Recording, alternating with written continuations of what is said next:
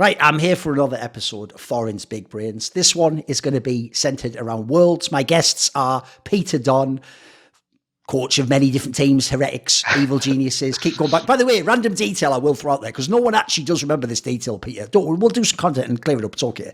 No one actually knows that Peter actually does have like a mad legit thing on his resume that no one knows about, which is he was the coach of INTZ when they beat EDG in the group that famously H2K did the run from to the top of the world. Now, the reason I bring that up is because actually, if people don't know, aside from the infamous Kaboom result years ago, actually CBLOL has a notoriously bad record at Worlds, actually. Like, even though every time they should be good, because their actual league is fire, if people don't know, it's super stacked. Somehow they never do get the international upsets. That was actually one of the few ones ever. Like, do you actually know that, Peter, that no one knows you were involved with that somehow? Like, everyone knows, like, INTZ did it, but I don't think they know you were the coach, mate. Yeah, I mean, I wouldn't know, but I mean, I try not to think about that tournament because obviously we won our first game and then we went 0-5 afterwards. Okay. Including against HQ, which HQ were not a good team. Okay. So it's a sad memory, you know, it's a repressed memory. I mean, all I'm going to say is this, Peter, just for your sake, I'll just say this. Technically, TSM's been in a group before where they didn't have any, you know, fucking winners of the tournament. They went 0-6, so you won one game. Fair enough. Mathematically, you are better than TSM. So there you go. Problem solved. Well, then again, though, it's 2023, so saying that you're better than TSM now, you know, doesn't mean anything. I mean, back when they were good guys, back when they were relevant, when they were in LCS. Remember those days? Those old days. Remember those days? Pepperidge Farm remembers when TSM was in LCS. Right, obviously, our other guest is Keire here. If people don't know, I'll give the usual preamble. He comes from my Discord. He is just an enthusiast / fan. In fact, it's why I even did that American thing of like leveled you up from fan to like enthusiast there to make it sound like it was like a semi-professional job or something. I did that thing where I gave you a better title. He's basically, the upside and the downside is that he's a fan. So if people don't know, I always say the reason I like to have people like that on my talk shows, if they actually know what they're talking about, is because half the time in the industry, we are limited on what we can say, or the way we say it, we know it will have consequences. So you're doing that thing in your head of like, well, how do I flame them, or I'm going to do an interview with or work with them next month, or he doesn't have to worry about that in theory. Although technically it's Rich that has to worry about that because he might just ruin all Rich's guests. So I don't know about that one. Has it been going okay so far, Kit? There's never actually been anyone got upset with you from something you said, has there? No player or anything. Actually, I've actually had more positive affirmation from guests than anything else. Actually, like you would be surprised with some of like the comments and things I've had. Like they're low-key liking that you can flame people and stuff. Yeah. So as enjoys that, he always gets a good crunch out. Oh, he would, of course. Yeah, I know. Yeah. Like, that's why if people don't know, I've even said this in the past, like, obviously I don't ever reveal sources, but like, I've always said this, when people were like, how could you know that about Reckless though? It's like, bruh, just think about some of the people who are his teammates. Do you think they're all the sort of people who vibe with him? Or would they be more likely to, I don't know, have a beer with me and tell me a funny story of some diva shit? Think about it, guys. You know which one it is. Anyway, what we're going to do on this episode is I actually want to do, when you hear it, it's not that crazy a concept, but it's the kind of content I actually think is always missing in League of Legends. By the way, it's also missing in my game, CSGO, to be fair, which is when people do previews for events, they only tend to do two types of preview. They either do the most literal definition of like, right, here's the first matchups we know, so who wins match one? So in this case, you'd have to do the planes because we don't even know who the Swiss system is, or in past groups, once you do planes, they just do like opening games of the group, whereas actually, like, that's the least interesting part of the tournament. Like, obviously, the most important part is the playoffs and the finals and who's going to win and who can upset someone. So what they do a preview where it's sort of a preview in isolation, as in like, right, Gen.G won LPL this year. Here's how each player plays and here's, you know, what they accomplished. But the actual piece of content that, like, if I was a fan who was just a casual would want to see would go like this. So if I'm a Western fan and I know, I mean, it's been pretty much stressed at this point in time, that these 8 Asian teams coming from the LPL and LCK are probably going to win and or beat everyone, the real question becomes, what type of a team has a chance to beat them? Not who is better than them. That's like, obviously no one's better than Gen.G. But the point is, just as you saw from teams like LNG, there are teams who have ways to potentially beat them though. There are lanes you could play through. There are stylistic aspects that you can have. So I think that's a more interesting angle. So what I thought we'd do on this episode is we'll look at all those really elite teams, but we'll also do things like, as well as categorizing how they play, let's not think of teams that have a chance to play against them or have a stylistic approach, or historically maybe this is the sort of opponent could beat them. And also for the lols, we'll throw in, let's talk about that qualifier match from the West, the BDS versus Golden Guardians match. Yeah, we'll do that as well, because as people might know, we'll save that till the end maybe. Peter did set up the spicy angle, which is a while back now. He did set up, I think it was on Best Damn League show, that like definitely whoever, at the time we didn't know it would be BDS, but he basically said whoever it was would beat Golden Guardians and that. So that's already going to be spicy. Admittedly, the rumour is, of course, that they did just go very late to Korea and therefore might not be prepped, but it's all good. We know if anyone knows how predictions work in the internet, you're not allowed to have any context. Whatever the prediction is, flat out, it doesn't matter if like half those players, like, retired tomorrow. You have to take the loss, whether you said it or not. So we'll do that at the end. Let's just start with the teams, actually. So first things first, right? I actually think we'll just start with Gen.G, because the problem with this team, this is the ultimate team, by the way, to highlight why I wanted to do this piece of content. Everyone else is just doing the thing of like, right, let's just stress how much it's like impossible for anyone to beat them and how they're definitely the best team ever. Because essentially everyone's trying to set it up so that if they win Worlds and do the Grand Slam, we hailed them as the greatest team of all time. But like every team, they are beatable. I know it doesn't make sense because they haven't lost the best of 5, but even in those best of 5s, as I alluded to, there are ways to beat this team, right, Peter? Like, I mean, the obvious ones immediately to bring up is, even though it didn't end up working to win the championship, dude, I actually think LNG and what they did with ZK and top lane, like that showed that that's actually like a viable way to at least have a chance against this team, Oh, yeah, for sure. The problem I would say with Gen.G is I don't think a Western team can beat them. I think it's possible to beat them. The problem is that this team is really well constructed and all of the weaknesses of the teams are covered by each other, right? So if you look at Knight, historically in his career, Knight has been an insane laner, really good mechanical team fighter, right? Basically Keire of mid lane, or is Keire the Knight of bot lane? But, if he has it set up for him, he's basically the best player in the world in his position.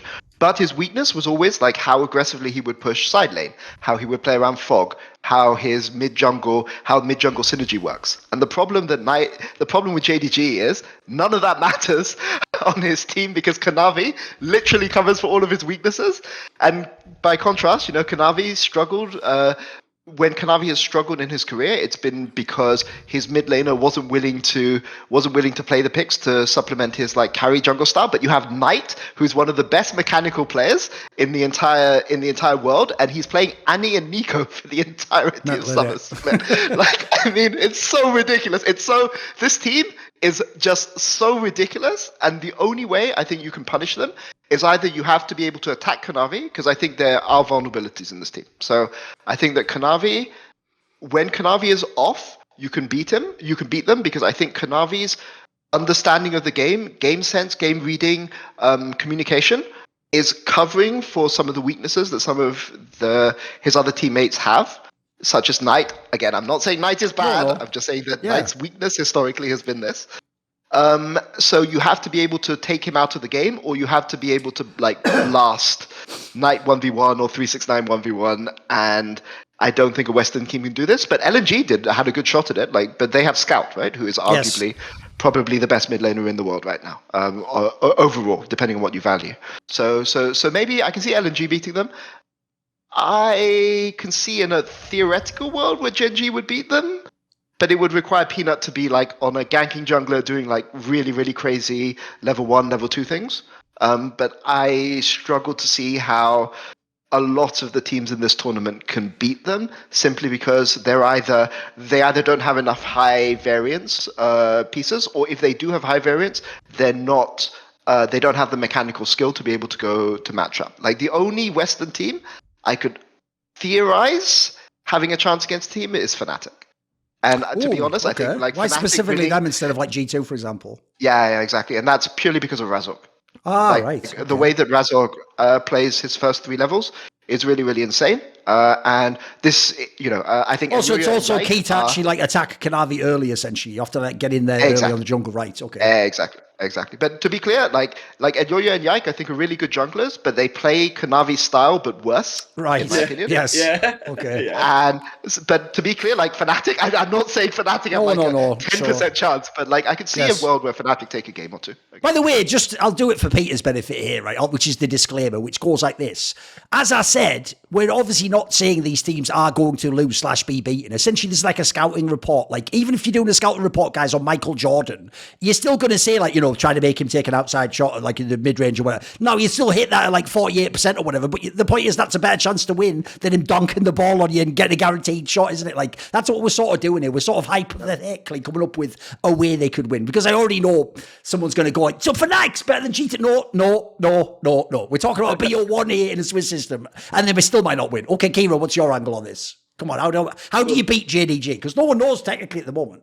So the problem is JDG are perfect for the way that they want to win the game, which is team fighting.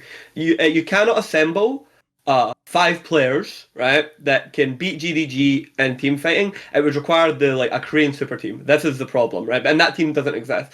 The way to beat them, in my opinion, is either you have the world's best skirmish mid 2v2 early game pace team, which LNG is not. They are not that team. No. But they have a very good... They have the pieces to do it though, right? They have some of the pieces to do it, right? And that only got them so far. Yes. And even in that period, you had, for example, in both sets of BO5, I don't think 369 was playing his best League of Legends. He had good team fight, but I think that was a downtrend. And this isn't to undermine LNG, because what I think LNG done was amazing. It still didn't get them over the line. You know, that's how ridiculous... Because you're basically taking the best team fighting mid and the best team fighting ADC, and you stuck them in a team with one of the best team fighting supports and junglers, and then you've got 369, who in any given meta has got a variety of flexibilities, and he's not bad enough at laning for it to usually really matter, and so you end up with a problem. The types of teams that, from my opinion, could beat them are Gen.G, where they're able to spread out and extract huge amounts of gold off of the map, and not be baited into team fights. However, the problem I have with Gen.G is they've not actually got the player quality, as in their players. They could have better players at playing their style. For example, they have Thorin, right? For an example, they have Paze. I think Paze is a good player, but I think if Paze was Viper, you know what I mean, I would think much better of Gen.G's chances. You know what I mean? You see, the problem is JDG has the best of every piece, and the teams that can beat them as a percentage points do not.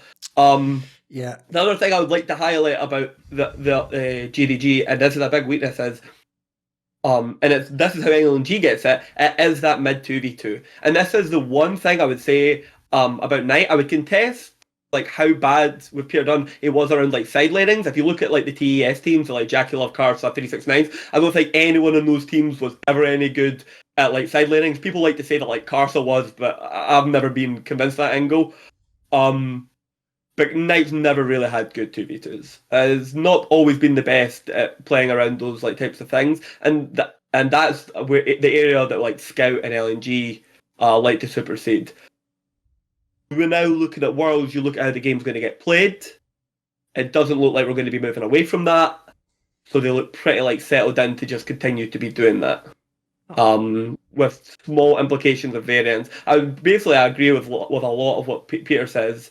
It's very, very, very hard to beat this team. For example, a classic way to beat them, or is to get teams to go to fights where they don't have the summoner spells to actually win the fight. You know what I mean? You both have all the ults up, but Ruler as an ADC is protecting and holding his summoner spells. It's the best I've ever seen of any player ever. It's what I call summoner spell economy. He'll die rather than use them. To have them in the dragon fight that's going to spawn in a minute time, he'll use them for the best version of a fight. It's crazy how good he's basically the antidote to that thing. I actually did make the video finally 2 months ago or so on this topic that I know one of the number one pet peeves, Peter, of coaches is exactly that. It's when you have players where it's bro, you know that we were going to have a dragon fight in 40 seconds. Why did you take this pointless fight to kill the support and use your flash and an ult or something? But the joke is actually the one time that, and obviously here's the best part as well, dude. Not only is a pro player finally saving the ults, and they're the summoners rather. It's the best player in the world. Dude, yeah. The best player in the world's actually doing what everyone's been asking for years. The dream. I mean, yeah. I mean, the other problem... Oh, sorry. No. Yeah, jump in. So I think that there's another problem on that as well, which is that JDG are really, really flexible with how they team fight. To give an example of this, you'll often see 369 normally positioned behind his AD carry. So you'll have like a moving zone within the fight where Ruler and Knight will play around like static objects, which I'm just calling 369 and Canavi. But because 369 will sometimes stand behind his AD carry, Ruler will kite back into him, and 369 is really, really clear about when to step forward. Whereas a lot of teams will often do typical front to back team fights or flanking team fights, where you just have the tank there absorbing damage. But 369 is so good at preserving his resources, in this case health, because of how they position their team fights, and they will instantly collapse. Like they'll create zone control for their carries, and the one thing that JDG do that's so crazy is that they can collapse that zone and immediately recreate it in a different setup without any break in readjustment. And I mean, the problem you have with JDG is if you can't out team fight them, you need to stomp them early. You're trying to stomp Knight, Ruler, and 369. I mean, how many of these guys are in the top? I mean, how many JDG players are in the top 10 players in the world? 4? 3? Those 3 especially. Yes. Yeah, it's like 3 or 4, right? Yes. So it's. I mean, it's so difficult. A really good pick for this is Gragas. Like the amount of people who dive Ruler and then 369 body slams through Ruler on the Gragas as standing behind them, like knocks that person up, and then the secondary engage coming over the top gets split up because it then just drops barrel, and the entire time Ruler's just sitting auto-attacking people. And it's just like, it's a very unique way of team fighting, and it's an evolution. It's I don't know, Peter, if you maybe will do it, but it's one of the first times I've ever seen players team fight like that, and it's somewhat of an evolution of like League, in my opinion. Or maybe so consistently. I've seen individual people be able to do it, but nobody as consistently as JDG. And normally you'll see one person on the team who's really good at this. Yes. So like Peak Impact is somebody who I would say who's really good at this. True. But Canavi can do it, 369 can do it. Heck, you put Knight on Syndra can do this. Like Knight can do this. So it's just crazy how they have that level of synergy. Like the only thing, so I know that a lot of the big analysts are pointing, they point to maybe Ruler or Knight as being the best players on this team. To me, the most important player, whether or not you think he's the best, is simply Canavi, because the games where Canavi is ahead and winning, there is literally no hope for you. Like, you will go to the team fight phase, he will neutralize you, he will attack you on his right timers, and there is literally no hope. So the only way you can possibly show cracks in the armor are the games where it looks like Canavi is inting. But actually, half the time Canavi is inting, it's because the other team have a really smart plan for how to trap him in the jungle, or they punish a certain part of his overaggression or something like this. So those are the only games where JDG look vulnerable, because the games where he's ahead, his shot calling and his game sense and the way he's organizing, as he's being an on-field general for his team, means that you are not winning. So that's kind of what teams have to do. I was just looking at the lineups, like I was just imagining, is there a chance that like NRG could take a game? No, surely not. Like maybe with, I was just thinking about junglers who can punish this kind of thing, and Razork is the one that springs to mind, but like Contracts has done that before against NA junglers. But here's the thing, before people overreact, because they're all going to think now you're saying Contracts is better. What Peter means is, like, the one thing, look, I'm not a Contracts fan, but one thing I'll say is he's always had a very high activity level. Like, he's definitely willing to go for a play early in the game, for sure. Yeah.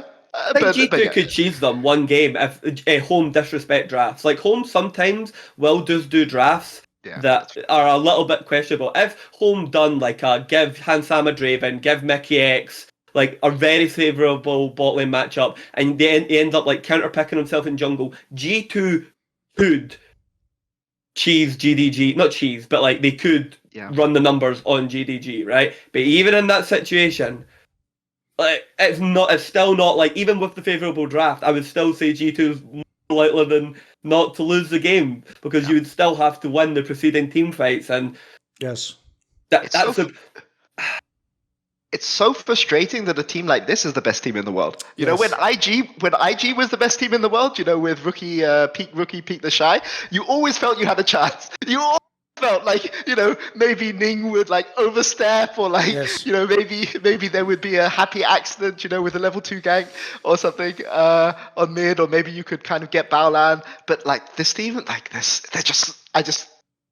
I just don't know. Like, Oh, no. I have no answer. I'm with you, mate. And the The real problem is that they are, like, everyone over to uses the term, they're OP. They are overpowered as fuck. Because as you said, you nailed it, like, Keire. The real problem here is, right, because they are both the best team in the world and a team that works really well, but also a super team. It's like, where are you supposed to get an edge? Like, as you said, like, normally the teams that are like this, by the way, like amazing, like fighting from behind in team fight, they don't have like all the best mechanics too. You don't get that as well. And they're also cleaners. Like, give me a break. Like, where am I supposed to, like, the best example is, I hope I'm remembering correctly, on Summoning Insight, we had, I think it was when we had Dylan Falco, because logically he'd be the one who'd like scrim JDG at MSI. And I'm pretty sure he said something like that when they played JDG, it was like they could only either like completely stomp them super hard early or just lose every time late in a really scrappy game. Now, what's funny is I remember when he said this thinking, oh, dude, he's just giving like fake hope to Western fans because they're hearing that like, oh, holy shit,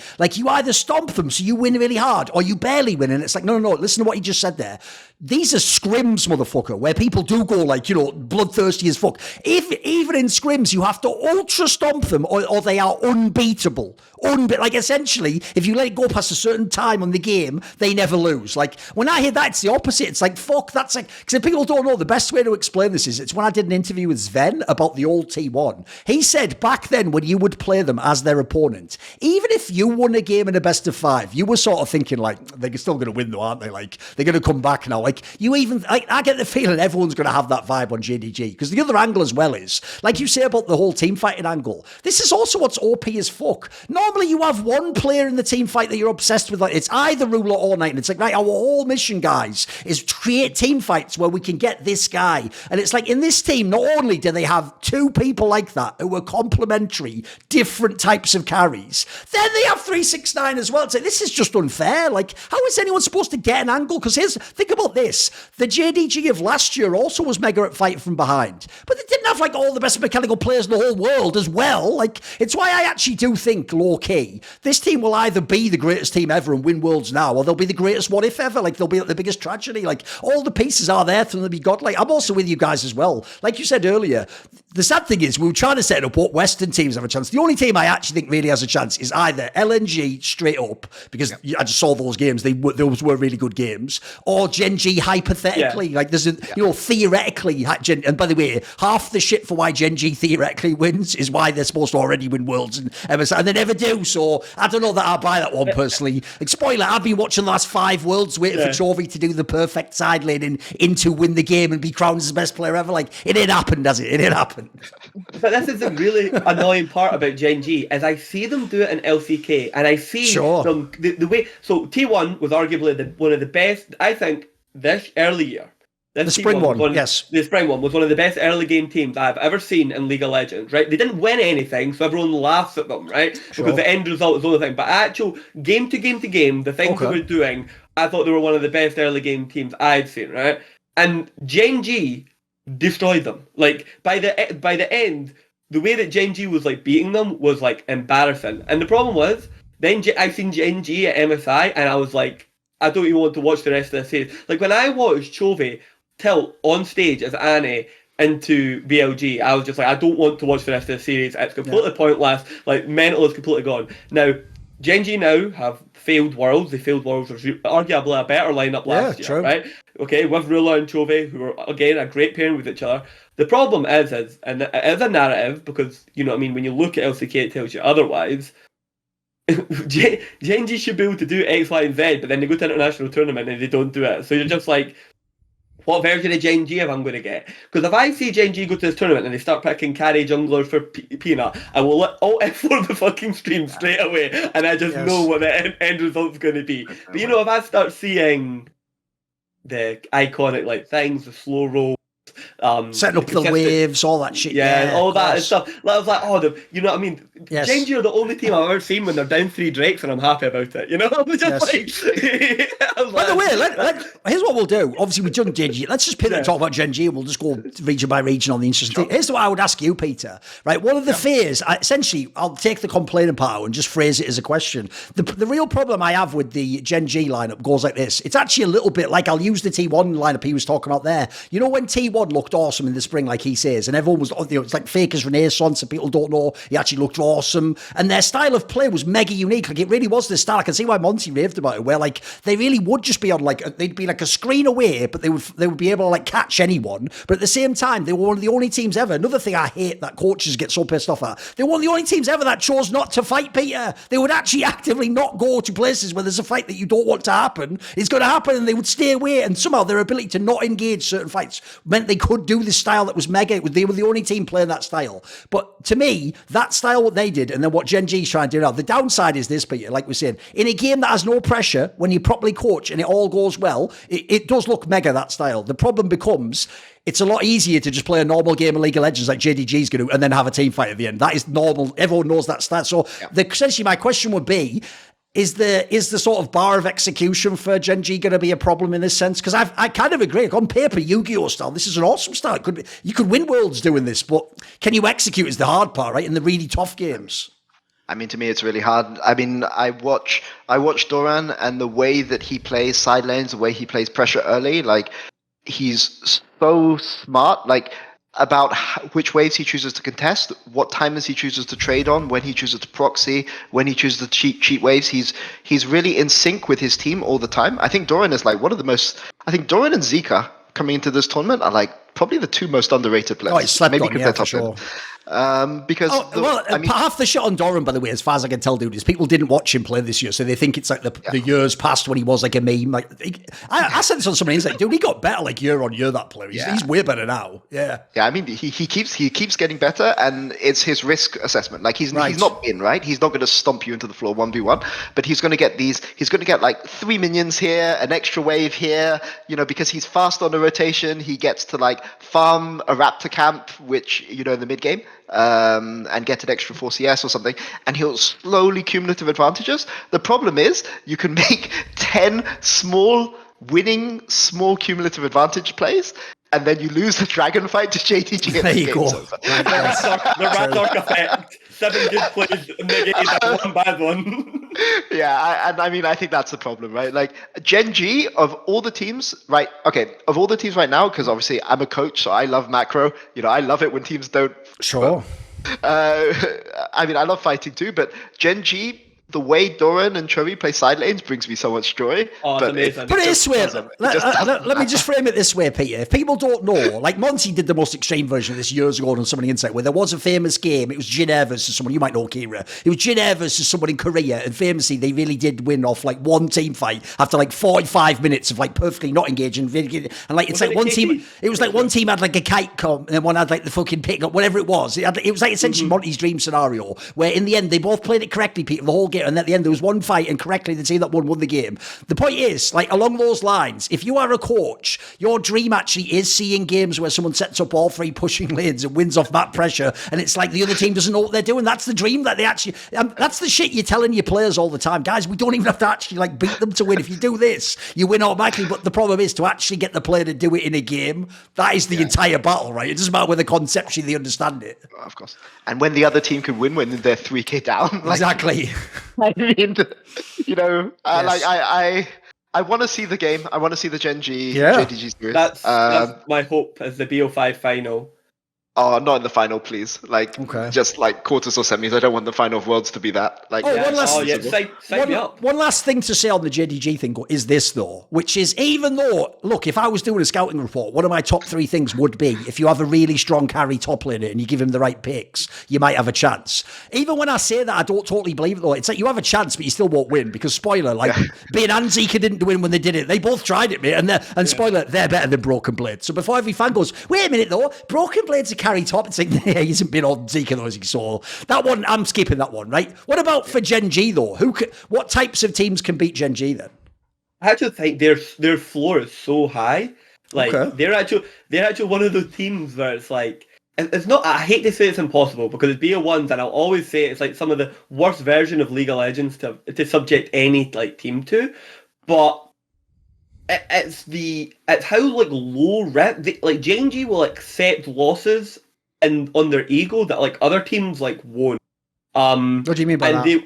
So like in the sense of like some players will like, you'll see that even sometimes some of the good as Hans Sama, they'll like, No, actually, the best person for this is like Noah. They'll like die for like a wave, even bot lane, that they know themselves they should not take. Like, if you were to like pull them out of the game, they're greeding, they right, will okay. like, yeah, they're like greeding for it, but like they know perfectly well. But like Pays and like Delight like won't do it. Like Chovy like won't really do it. Thorin is like very excellent again, like Pierre was saying, at like not doing it. Peanut's entire life is literally getting jungle camp stolen off of him by the enemy jungler and accepting CS deficits, right? And they're so used to like so many versions of this. And I'm now creating the hypothetical because every single Western team winning against a team like Gen.G is always the early game lead, right? But that's literally like that's what Gen.G like. It's not gonna happen. Gen.G like already is accepted. That's just their office, right? Okay. Yeah, that's like step one of the plan from Gen.G. Is like the enemy team have an early game lead. It's like okay, the Nexus is going to blow up in 30 minutes. It's like. So I don't know, and that's even if they do that. I don't think they do. I think Chovy just I don't like look at the levels of humanoid cat. Like all the mid laners, I think Chovy just mercs them all. Like in my opinion, sleeper hype. I think Chovy's the best player in the world right now, right? I think Chovy's the best player in the world, right? And right now, or like the hardest carry. I don't ever want to. Hardest carry. I'll give you hardest carry. Right. Okay. And I think this like humanoid came in like world form, or like Caps was super elite coming in from somewhere, and you had like Larsa. I was like, I don't think those players are here. I think Caps is one of the worst version of himself in a world's context he's been in a long time. Humanoids, I don't think looked to be as dangerous as they was. Like I don't even see it in that sense. Like I'm just not buying into many of the angles. I think if we talk about Gen.G, we just have to assume that your mid laner isn't getting blasted 1v1. Okay. If your mid laner is getting, if your mid laner is 40 CS down, you can't beat Gen.G. Look, it's just forget it. But there are hopes. Okay, so let's work on the assumption you're humanoid, you're picking Syndra, you're APA, they've given you Ziggs because they're really cocky. Okay.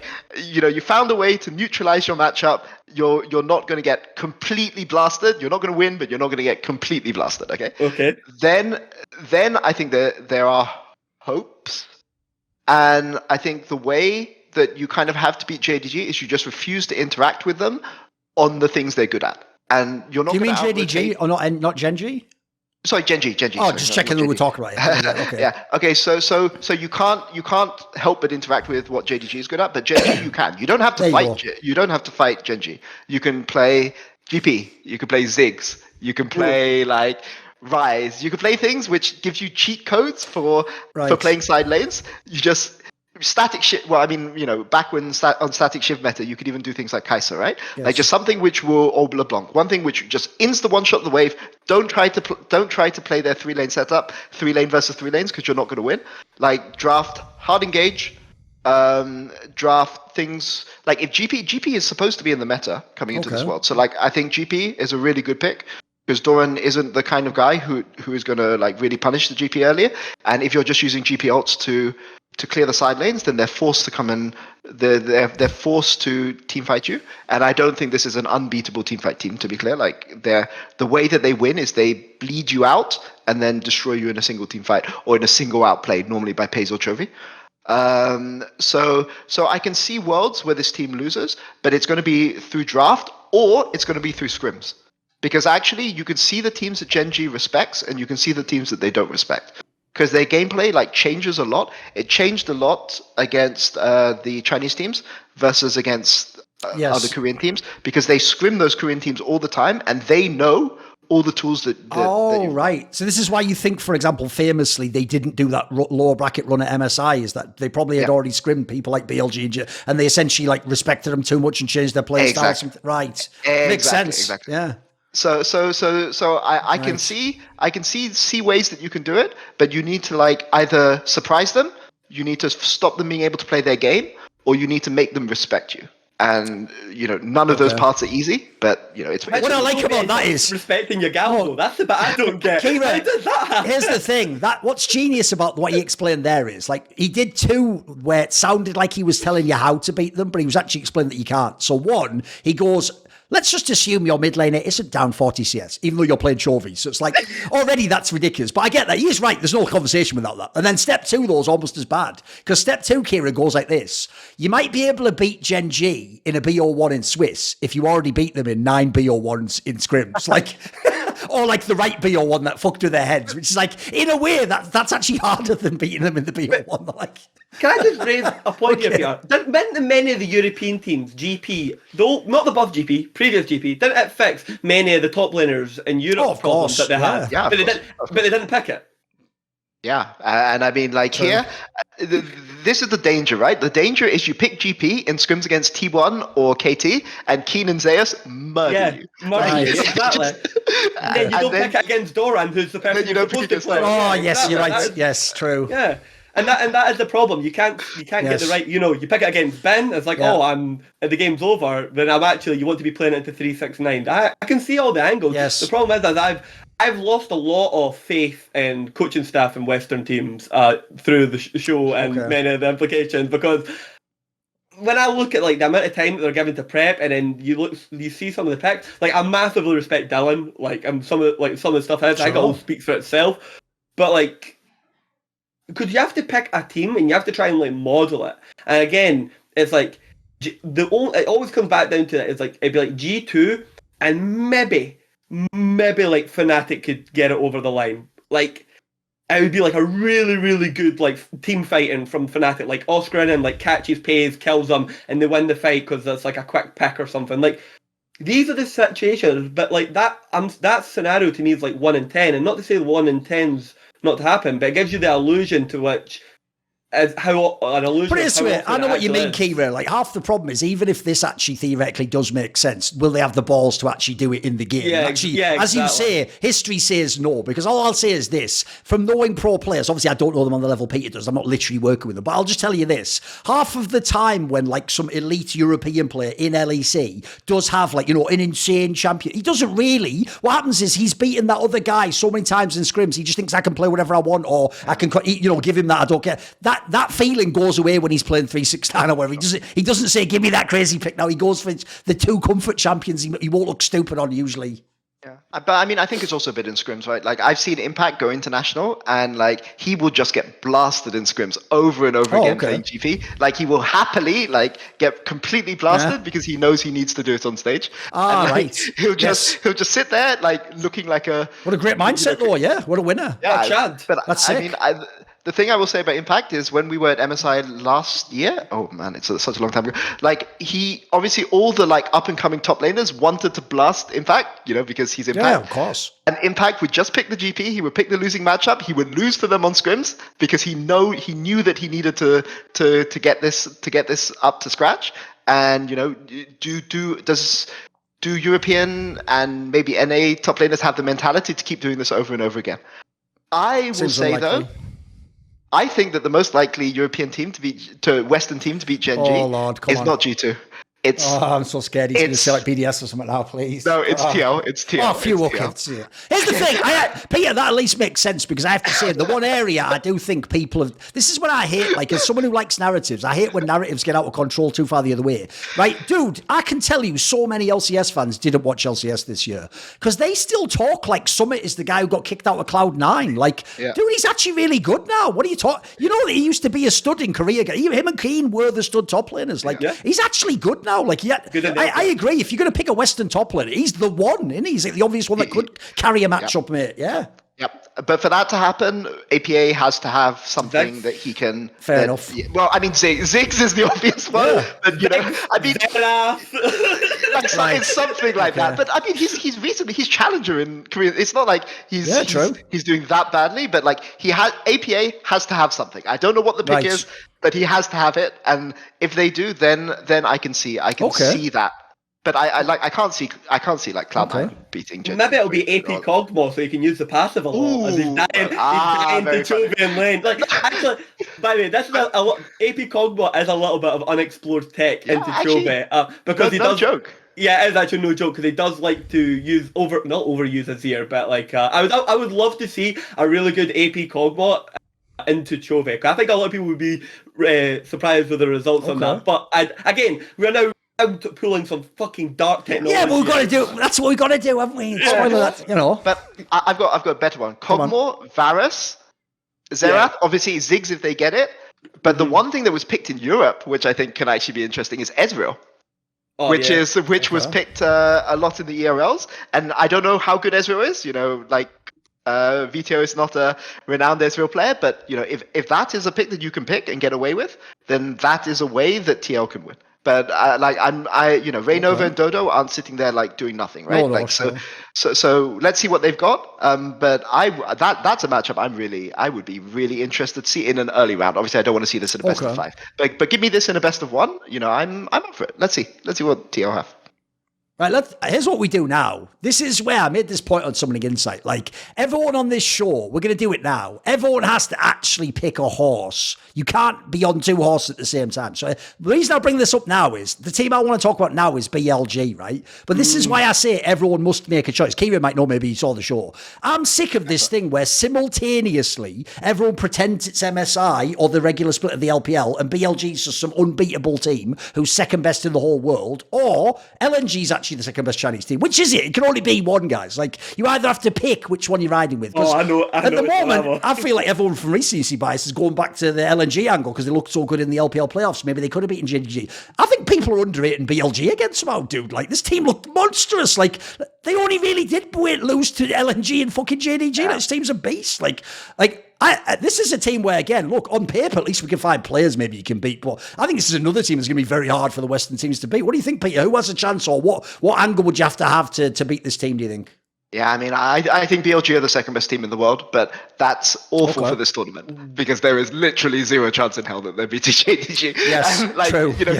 Give us that game in the semi-finals or quarterfinals, please. Yeah, if you don't know, what Peter's saying basically is, like, usually it's awesome to be the second best team in the world because if someone beats the best team, or you can win, right? But in this particular case, it's like you're simultaneously, no one can beat number 1 and you also can't beat number 1. So it's the one time when being number 2 sort of fucks you. Yes, I agree. But think about it like this.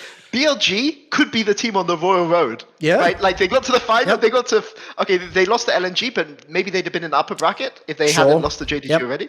So that they could have been in the upper bracket finals, they could have been at the MSI, they won MSI, they could have won. And to me, this is the tragedy of BeryL, right? Like, the thing about BeryL is that they have a lot of specialists on their team.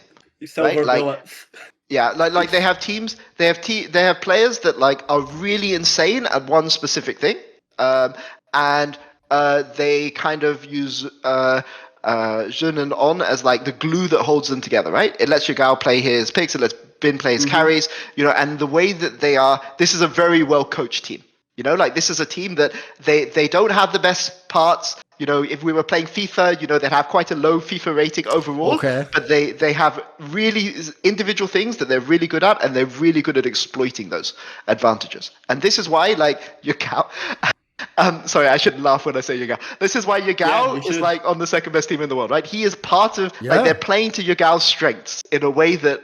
maybe he hasn't been played to in his career before. So I don't think Yagao is in the same, like, he shouldn't even be eating on the same table as Scout and, like, Knight, right? But somehow they found Tabe has found a way to make Yagao look good by how he plays with his support and jungle. And this is why I think, like, BeryL, like, I really rate BeryL. I think they're second best team in the world for sure. Over even Gen.G. Okay, there's a bold take. Come on, Keire. Because, by the way, look, I'll set him up here because I actually, this is where from him being on my Discord, I know Keire's thoughts, right? Keire is also from the Church of Chovy, by the way. That's some LS shit. We're in the Church of Night, motherfucker. And we've been going hard on that shit for 4 or 5 years, half a decade on this motherfucker. And also, to be in the Church of Night, you must know, the ultimate heretic is fucking Yagao. We hate Yagao. We think Yagao should have all those titles taken. No, not really, but the sad thing is, it's okay now, Keire, because finally Knight's got the championships, he's got the team. But before, I was perma-salty forever that Yagao had JDG in the better team. And it used to fucking tilt me so much when they were winning that. So come on, try not to be too critical, but give me the real take on BeryL. See, come on. The problem is that I'm actually not critical of Yagao. I'm critical of who people think. Oh, right. People like Dom said that Yagao is better than Knight. I just lose. I'm just like, I just give up at that point because like basically Yagao, like folk like to say the whole like Superman that he's like kryptonite, but like you know what I mean, like Yagao's kryptonite, but he's not. He beats Superman, but like he isn't Superman. Yeah, exactly. Yeah, Knight's Superman. Yes. But I also think I was like, okay, so now you actually didn't watch the games because apart from one final, Yagao spent majority of his head getting fucking caved in, right? But we'll digress. On you go. What are you saying, Pierre?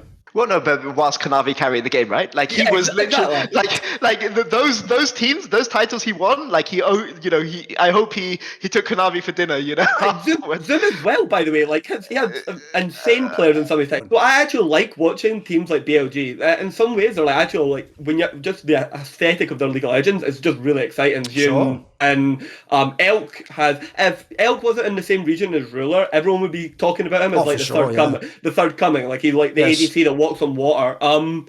And even then, like as much as I think he's borderline trolling sometimes and a bit of a meme, but like someone has found a way. Found a way for On to play it in a team, so it's been really, really good. He's like, there's actual systems here. I think a really good contrast was this team with and without Tabby. If you've seen this team without Tabby, remember we done a show with Jensen Thorin before Tabby showed up. This team was a mess. It was awful. I think me and Monty both think this could actually be the team that blows up from the LPL. That old narrative. Oh, okay. Now the reason is, and it's not that like the craziest is, the picks in the meta haven't moved that favourably for them, in my opinion. Yagao doesn't have really anywhere to hide unless he's going to really dedicate himself and ignore like just champion like strength. Yeah. Like it's the picks haven't really moved. June, like there is the rise of like Lee Sin and Nidalee. They're like becoming like two quite popular picks. Nidalee is really good for Zune, but I've always been like some of this like sometimes he will like overplay situations like skirmish pick, and then the big carry player, the way they beat like Gen.G, in my opinion, is always it's like how big a top lane advantage can bin mate.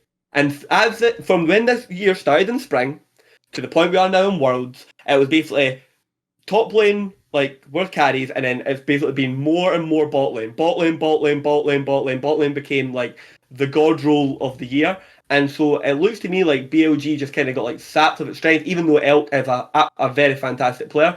I just wonder what Ben is going to keep playing to like get like the games over the line all the time.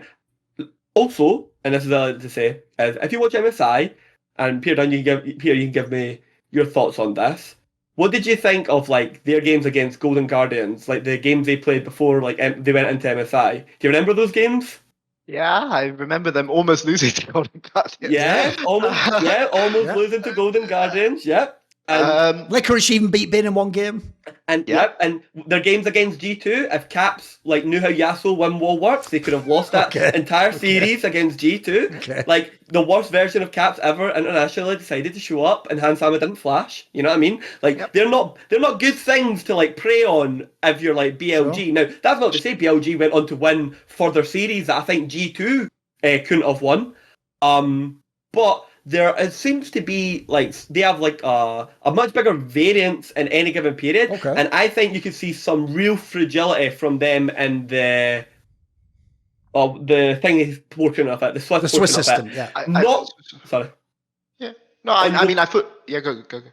Because not to say that they will not make it out, but they could be the victim of the Swiss system extremes, where if you get like upset, you like go up and down the ladder, and you end up playing like LNG to get out of the group. So it's like they lose to LNG in a BO3, and it didn't really tell you they were like a terrible team, but like it shows that they exited on the group. So yeah, but I'll put a rider on that, which is that remember that this is a team which was 15-1 in LPL like a few months ago. You know, they had the most number of games won in a single LPL split. They only lost one series to Gen.G. Here's what I'll say. The first thing is that Yagao has nowhere to hide on this team, right? On Gen.G, he could hide. He could hope that Canavi would cover for him. He could hope that 3-6, like they would set up a perfect team fight for Hope to carry. He had ways to hide. Yagao is for better or worse, a key cog in how this team functions. So there's nowhere to hide, right? And this is his kind of time to show that he doesn't. He doesn't deserve the hate, right? He has to demonstrate this, right? Like at this tournament, I think, right? Because I don't know how long this team is going to stay together, right? What I will say from this though is that of all the teams in from China and Korea, this is the team which will most let you play your game. Okay. They're not going to blast you, like provided your top laner isn't getting blasted by Bin. They're not going to like completely destroy you through mid jungle at least, right? Like, I mean, you can die in the two. Like the reason Golden Guardians lost that series is they just got blasted 2v2 by Elkin on, right? But like, you will get into the mid game without being too far behind with light at the end of the tunnel. As good as I think Elk is, I think Elk is good. Is fantastic, but I think that BLG, the way that they play zone in teamfight, I think is not good. Not good.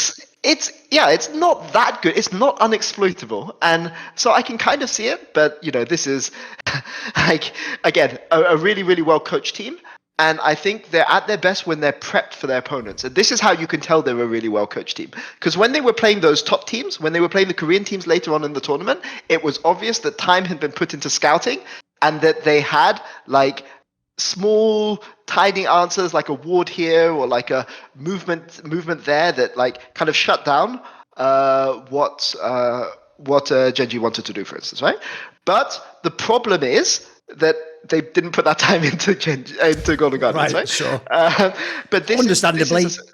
But this is the problem, right? This is how you can tell this is such a well-coached team, because they were not a good team before Tabe came, and in the games where they're not prepared, they don't look good. Right. They look like they're back to that team.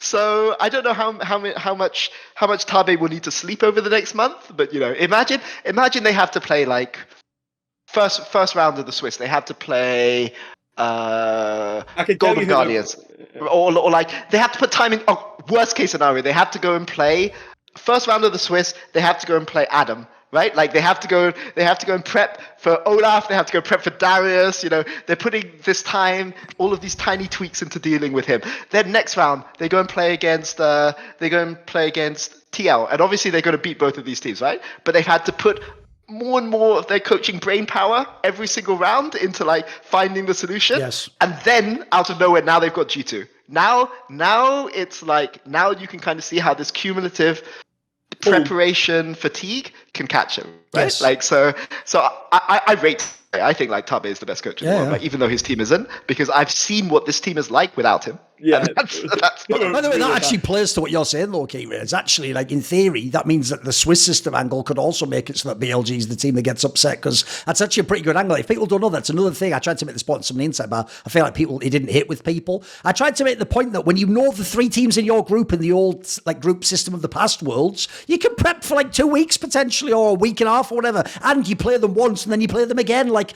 that is a totally different coaching prospect than, as Peter's saying, play a team one day, have to hope you just win that game, and then afterwards, win or lose, you don't know who you play. You just get told essentially, like, I mean, I don't know how quick the schedule is, but whatever, like in 2 days or tomorrow you play this team. Like, the turnaround on that, I can tell you, by the way, Peter, the sad thing is that you said it's actually the coaches that will suffer the most, because I can tell you that's how Counter-Strike tournaments are, where you don't know the team you're playing next till like it's tomorrow, but you know today at 9 p.m. Like, what happens in that scenario is the coach just doesn't get to sleep, mate. He just stays up for 7 hours watching games, and then even worse, you give that info to your team, but because they've only just got it now as like a piece of paper, sometimes they don't even do any of the shit you looked up. Like, they just go and play the game, and you're like, bloody hell, I was up all night watching these matches. Just so you know, it's consecutive days until you get to the 3-2 zone. There you go then. That's going to be nightmare. Holy moly. That's brutal. Yep. There you go. But at the same time, though, I will say, though, that also does potentially, on the other side, give people like Tabe a chance to look like a genius, though, Peter. If they actually can find something out of, like, 2 games and then figure some out that they're going to look fucking OP, yeah. Let me raise you a hypothetical, Peter, right? So, do you think Cassante is going to be played a lot at this World Championship? Oh, I don't know. Right, actually. okay. No, I think probably not. Right. So we've now got rid of Cassante. I ban Renekton, okay? I've now banned Renekton, or I'm leaving it up for first pick and you choose to ban it. What's Ben then playing next? We're now down into Jax Gwen. Do you think he can do Jax Gwen his way through the entire like meta of like teams? Actually, fair point. I think he could Jax. I think like if you give it in that situation, if you give him Jax every single game, I think he can, but no team is going to give him Jax. Like they're going to ban Renekton, enemy team is going to ban Jax, and then we'll see what he's got. But that's fair.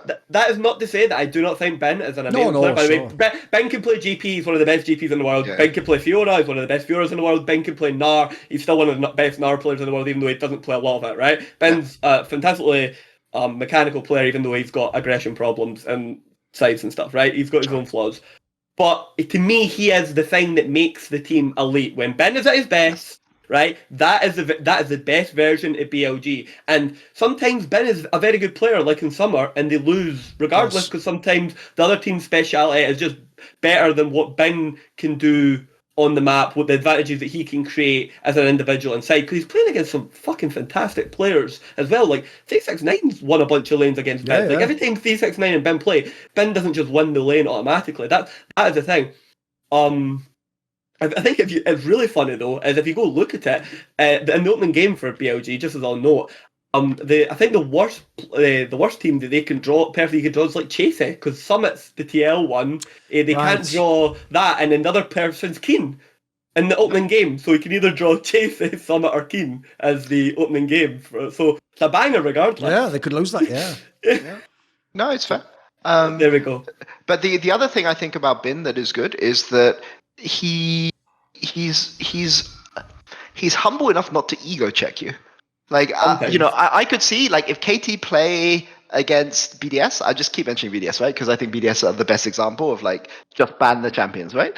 But, like, if KT play against BDS, I can see them leaving up Darius and Olaf. But if it comes to it, like, I think that I can't imagine a world where LNG would do that. They just respect the guy, just ban his champions, and then go, like, just go and stomp them somewhere else on the map, right? Do you know, that is also the thing that low-key tilts me, because obviously people know I'm like an Adam hater / I think he's just an idiot as a player. Like, it seems like an alright enough guy. I don't even actually like him. Fuck it. Off that upset shit, fuck him as a person as well. There you go, how about that? But the problem I have is this. He's actually someone where it benefits him that he's in a Swiss system if he can get there. Because like we're saying, if some Western team doesn't do their homework, or they just watch like 2 LEC games, they're going to go like, they fucked up the draft. He's picking Darius. It's like, oh, bloody hell, it's starting again. Oh, please.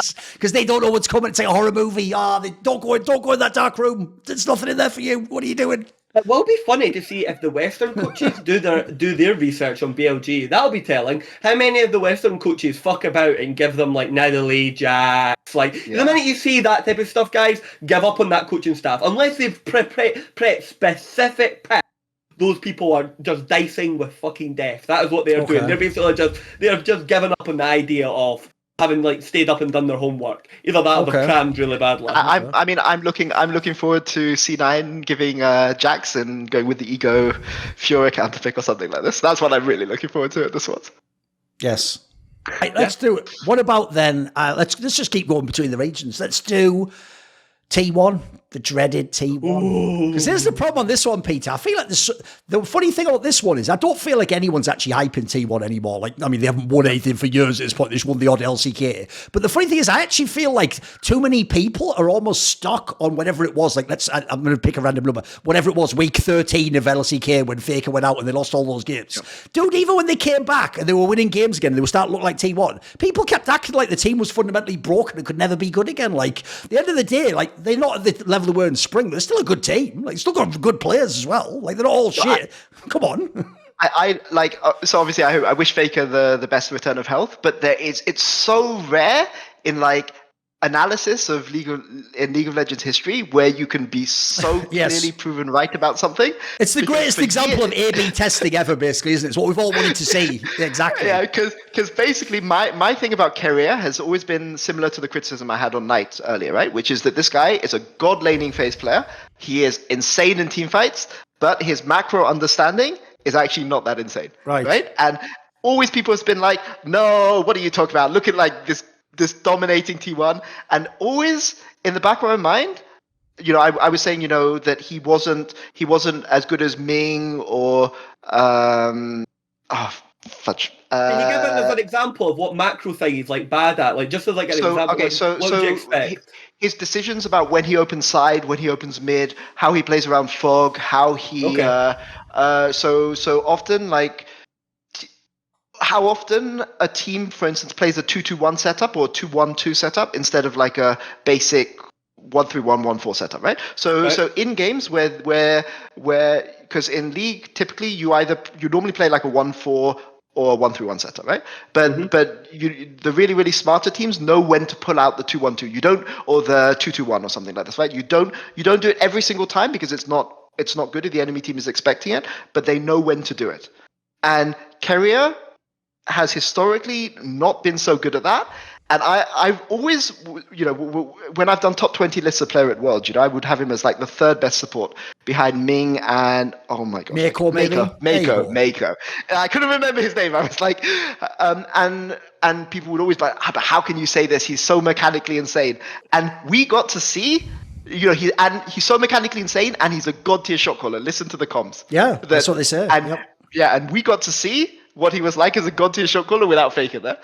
And I mean, it wasn't pretty, right? It was appalling.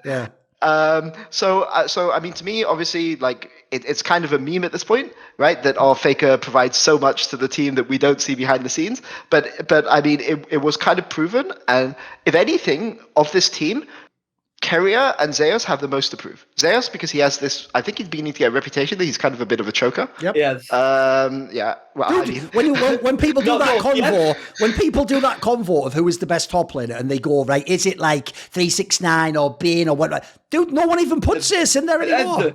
For real. They act like he's not even vaguely one of the best top laners anymore. He is. Go on. I wish Zeus was like, Zeus is one of those guys that like I watch him play and I really want this guy to succeed. Like the way he plays, it's like Chovy. It's amazing. It's Chovy of Scotland. Yeah, it's Chovy of Scotland. It's such beautiful League of Legends, and then he just can't do it in a final. But to me, Zeus has to overcome that, and Keire has to like demonstrate that he wasn't like carried by the systems and Faker, right? And for me, this team looks vulnerable.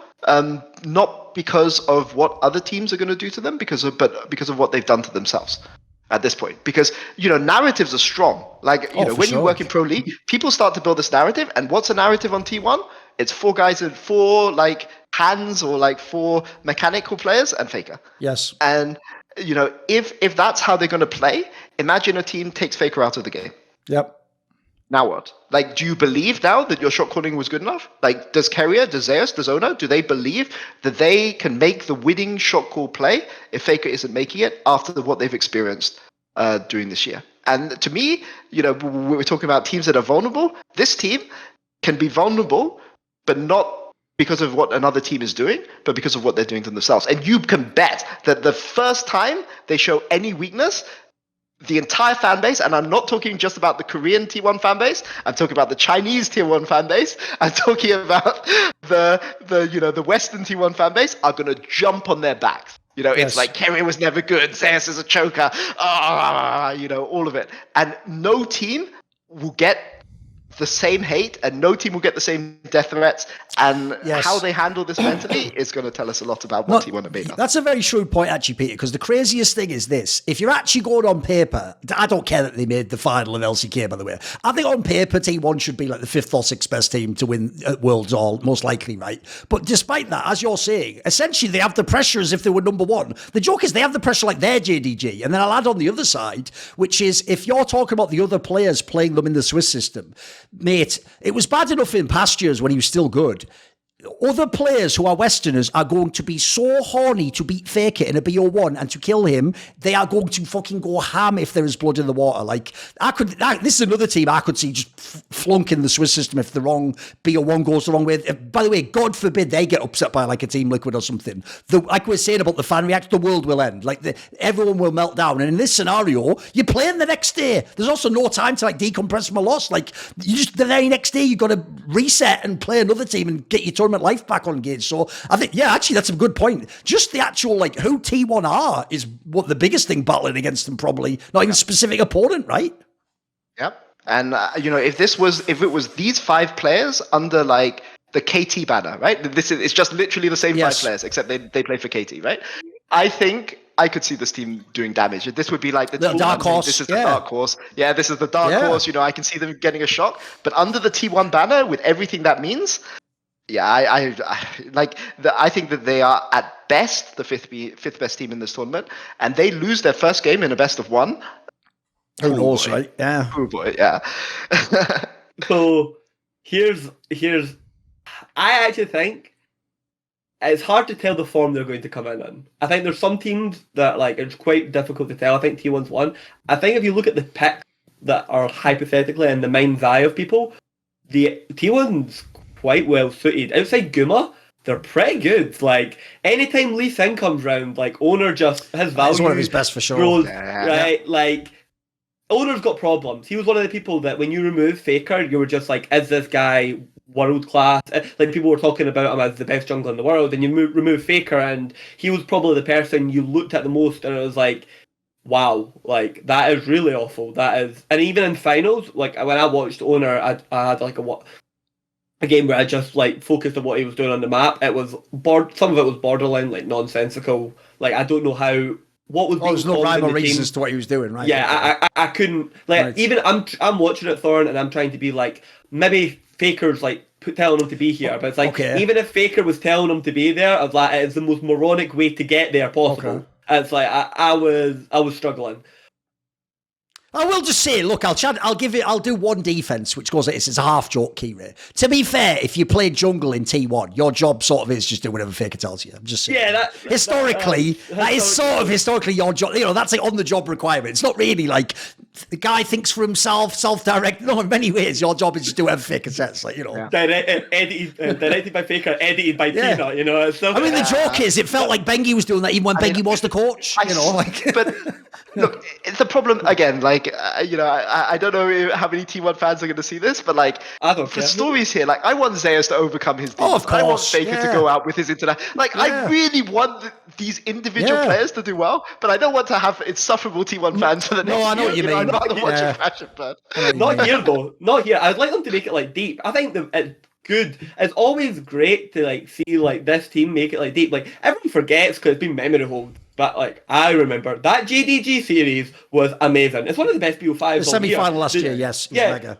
Yeah. And the also the one at MSI GDG T1. The upper bracket final, yeah, it was amazing. Yeah. The what do you call it? It went to 5 games. T1 had this amazing strategy of like, it's going to sound crazy, but they would like bait out. Like I call it the slow roll. You bait out a bunch of skill shots and like a team fight set up for the mid lane, and once they've literally been baited out, you just steamroll the other person, and you watch them either retreat into corridors or they actually have to retreat physically like down the lane. And T1 done it to JDG like 3-4 times, and it took even then the best team fighting team at the time to like figure out like, oh, we can't get baited like this, or we just straight up lose the team fight. And then obviously they went and lost to BLG, and everyone laughed at them, but. I don't know. I think it's so hard to tell. And here's the other thing. World is in Korea. And there's like loads of crazy stuff that happens with like scrims in Korea and all the Korean teams in it. It's a bit like the people that always go and try and do stuff in like StarCraft when they went over and they play in Korea. There is like, I don't know what it is. There's like an aura or something over there. I don't know. That is, we're going to come speak to them later. Them and Damwon, I have no idea like what they teams are even going to look like, because T1 for me are a bit of like a Swiss Army knife. I really think they're going to be skirmished and vision based, because that seems to be like their hallmarks. But I think the strength of how themselves amongst the elite team, it could be anywhere. But it's, I will just say as a thought on T1, one thing I wanted to say is I just want to echo what Peter said. Just even though I've definitely laughed at T1 and memed on them, because they have become, sadly, because of their fans, like a fucking Korean TSM, where, like, as you say, the joke is, like, even if we want the narrative of the player to succeed, you sort of don't want that fan to get a win. You'd rather they lost. Because I agree with you. Of all the T1 players, like, Owner, he's all right. Like you say, he always has one game in a series where he carries. He also has one game he always hints in the final, but whatever. Like, Keire is really good. He just was overhyped, obviously. Faker's Faker, like, he's past his prime. He's still obviously a fantastic experienced player. The problem I have is Guma, Yushi and Zeus, because I've always been a Guma hater, just because it's why I've also low-key hated on Kazi until this year, Peter. I just hate people who play ADC but do it irresponsibly. In my opinion, that is, as my old mate Loco Doko told me many years ago, it's one of the smartest things he ever told me, is your job as ADC is to be responsible with the gold invested into you. Like, if you just die at certain points in the game and in for a death for no reason, you essentially wasted like the 15 minutes your team gave you ganks and resources, and so I've always thought it's a very apt point. And for me, Guma has been someone more the last year, but he used to be criminal for having like the insane tactical in. The difference is Zeus for real. When I watch his games outside of the finals, it is sad, Peter. This guy should be in that lineage of like Smeb and Flame and the Shy and the greatest top laners at the best. And notice they're all Korean. That like amazing carry lineage from top lane. But the problem is when he gets to these finals, it's actually depressing. He becomes a different person. He actually is. If people don't get it, he really is a fucking amazing League of Legends player. But he obviously has some sort of performance issue. I don't know what it is. Him and Light are the biggest actual on-stage chokers I've like ever seen. Like actually, like it's you could put money on it. Him and Light, it's insane the degrees to which their games fall apart. Like it's bonkers to actually watch it. Like it's almost to the point where I have now never not seen it. If you know what I mean. Apart from like the first one, it's very very very strange. I mean, the only other thing that I would add for this is, you know, we're talking about like the worst thing that can happen to T1, but let's imagine a hypothetical world where everything goes right for T1. Like they've hired an insane performance coach, you know, like they've learned from their from what happened at Asia Games, you know, the Asia Games training. Like everyone everyone plays to their potential peak. This is a team that can rival JDG, no? At their peak. Like, assuming everything goes right. So they could win Worlds then, technically, right? They could win Worlds. Yeah, I mean, like... Theoretically, obviously. Theoretically. Yeah, but we all know it's not going to happen because we've seen it so many times before. And also, here's the other reason why, Peter. When you say if it all goes right, you don't mean like one play. Like, we need about 4 different things to happen all at once, don't we? So it's also a lot of things have to happen at once, true, you know? But mechanically, like... Oh, they have the capability, Crazy, yeah. They're like, I don't think like some of the later teams we're going to talk about this later can win the worlds, but like this is kind of the worst team that I can imagine winning worlds. Well, I'll give you a devil's advocate reason why actually that isn't as crazy as it might sound. When they are at their peak, one of the best things about T1 is, look, aside from they don't have the best mid laner, they can go through top and bottom. Like, they're not a team that's like limited in that sense. Like, the Meta can't, in theory, completely crush them. Although I will say as a final point, like, I'm surprised you didn't actually pick this up, Keire. The one thing I will say is, like, it does kill me that if anyone is a Western coach and you watch those LCK summer playoffs, please just cynically ban Faker out. Please! Oh, yeah. Please! Dude, he can't play that many champions at like a world-class level. Like, you seriously, you have to treat this team like it's BDS and just really cynically draft. If you do that, you have a chance for real. Because if they just let him pick whatever, you saw against KT, they can still win games, mate. They're a good team. But I think if KT had been super cynical, I think they could have draft capped them. That's my take. And Azir's gotten worse as well, which affects all the players. It's not the same type of champion, yeah, sure. Yeah, it's like it's not so much a crutch for like Faker, but like the way like T1 plays. It was just the style of play, yeah, exactly. Yeah, exactly. And obviously the other one is the fact that like there's like a new hypothetical era of flexes, and like you can like ban 2, take 1 away, take a second away, flex the second away, and you've actually taken 4 away, and you're just like, well, what are you playing now? Yes. But we'll see.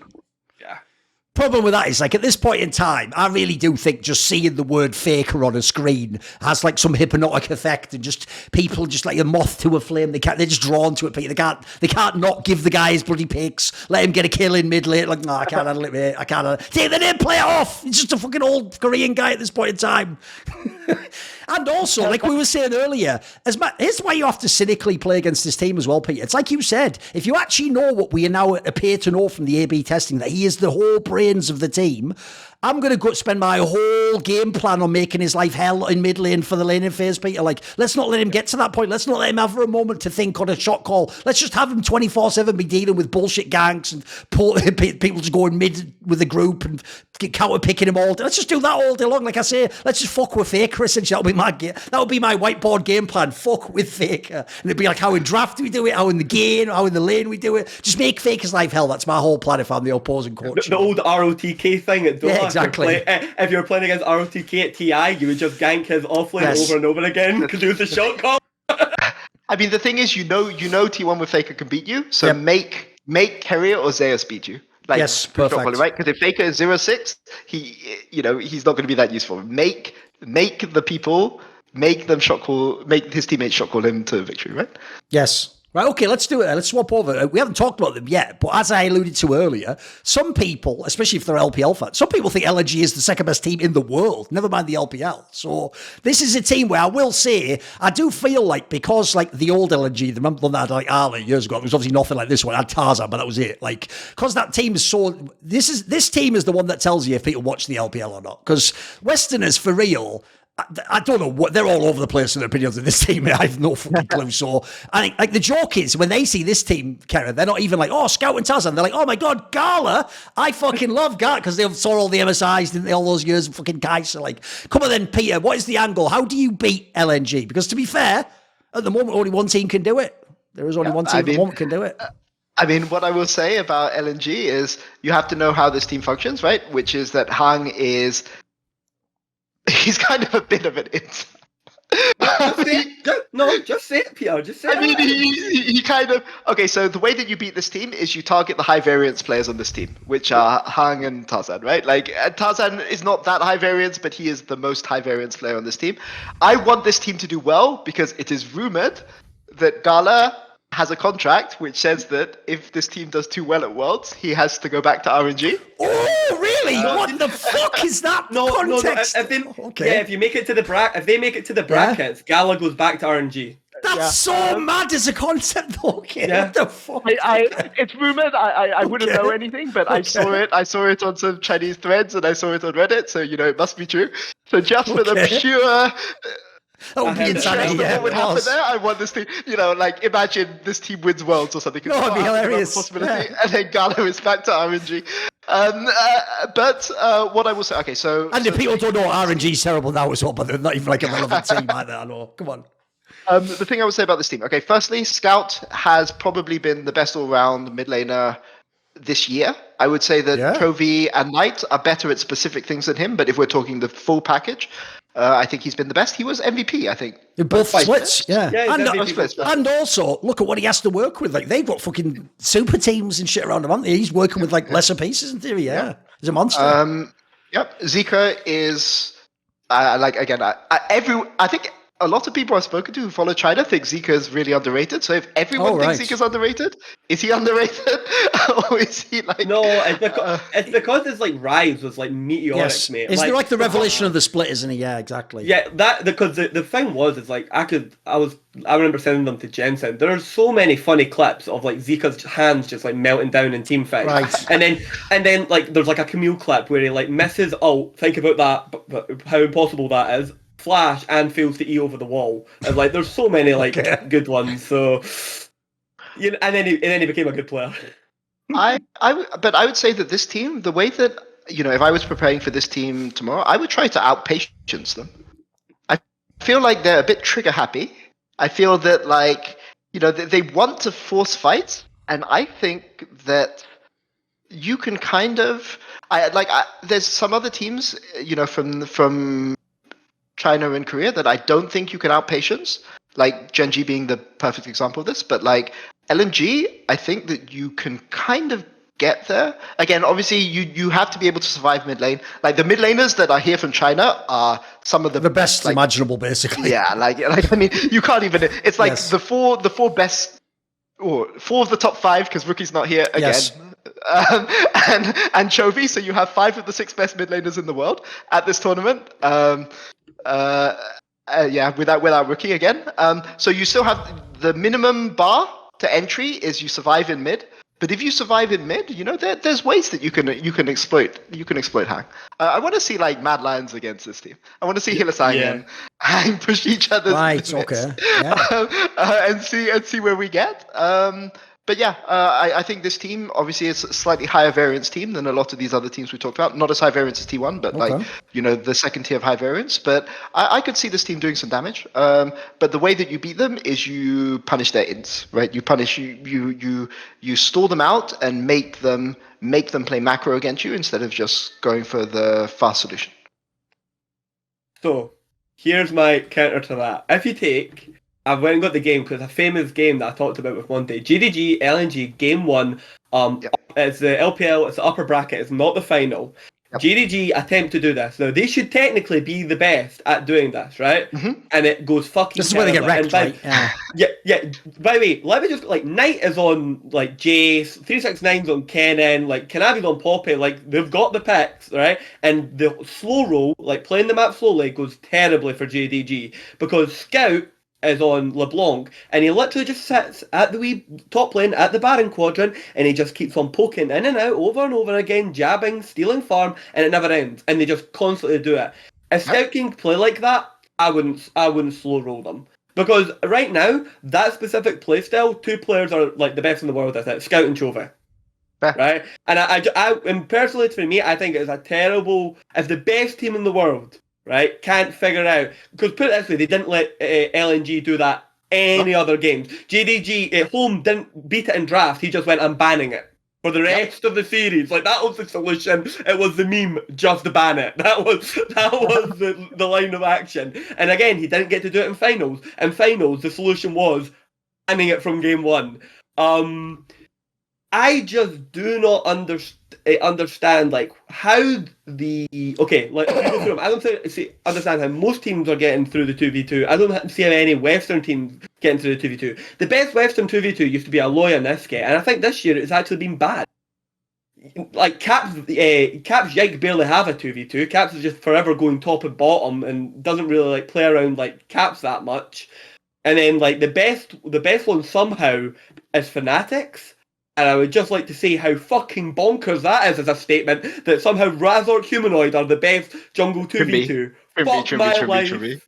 Yeah, I mean, Trimby. I know why it is, right? Well, like, we've had a point where those two have finally are at the top of the pyramid. It's like the joke I said on Something Inside. The best thing about Trimby going to Fnatic is now he can just gank Humanoid's lane instead of Razork. That was my joke at the time, but you're like, it works though. It does work in the game. It does work. It does. I mean, yes. Stop the scout playing.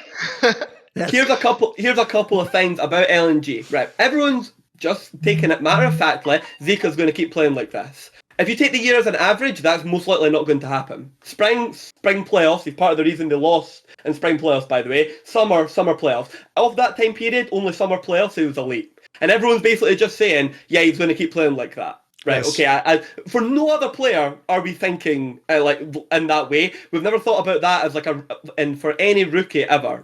Now, I'm quite happy to accept that might happen, but it's like as a big gamble. The second part is, and this happened last year, is to say that like a top team doesn't just like move away from their style, predicated on like the meta picks of like what's going to be getting chosen. For example, like say at like the jungle matchup ends up being like more farming, and like if you look at some of the picks that LNG has, they like do the slow roll and the scaling. I don't want them as a team to move away from that 2v2, because that 2v2 to me is like the best part of like, that's how they beat Knight Canavi. Like, they are better than Knight Canavi. That's how they beat those teams, right? But if they in an attempt to beat GDG, because they've lost with it, like, go this other way, and then, like, you know what I mean, they end up being a lesser team against everyone else because they lost to GDG. I feel like sometimes teams will do that to themselves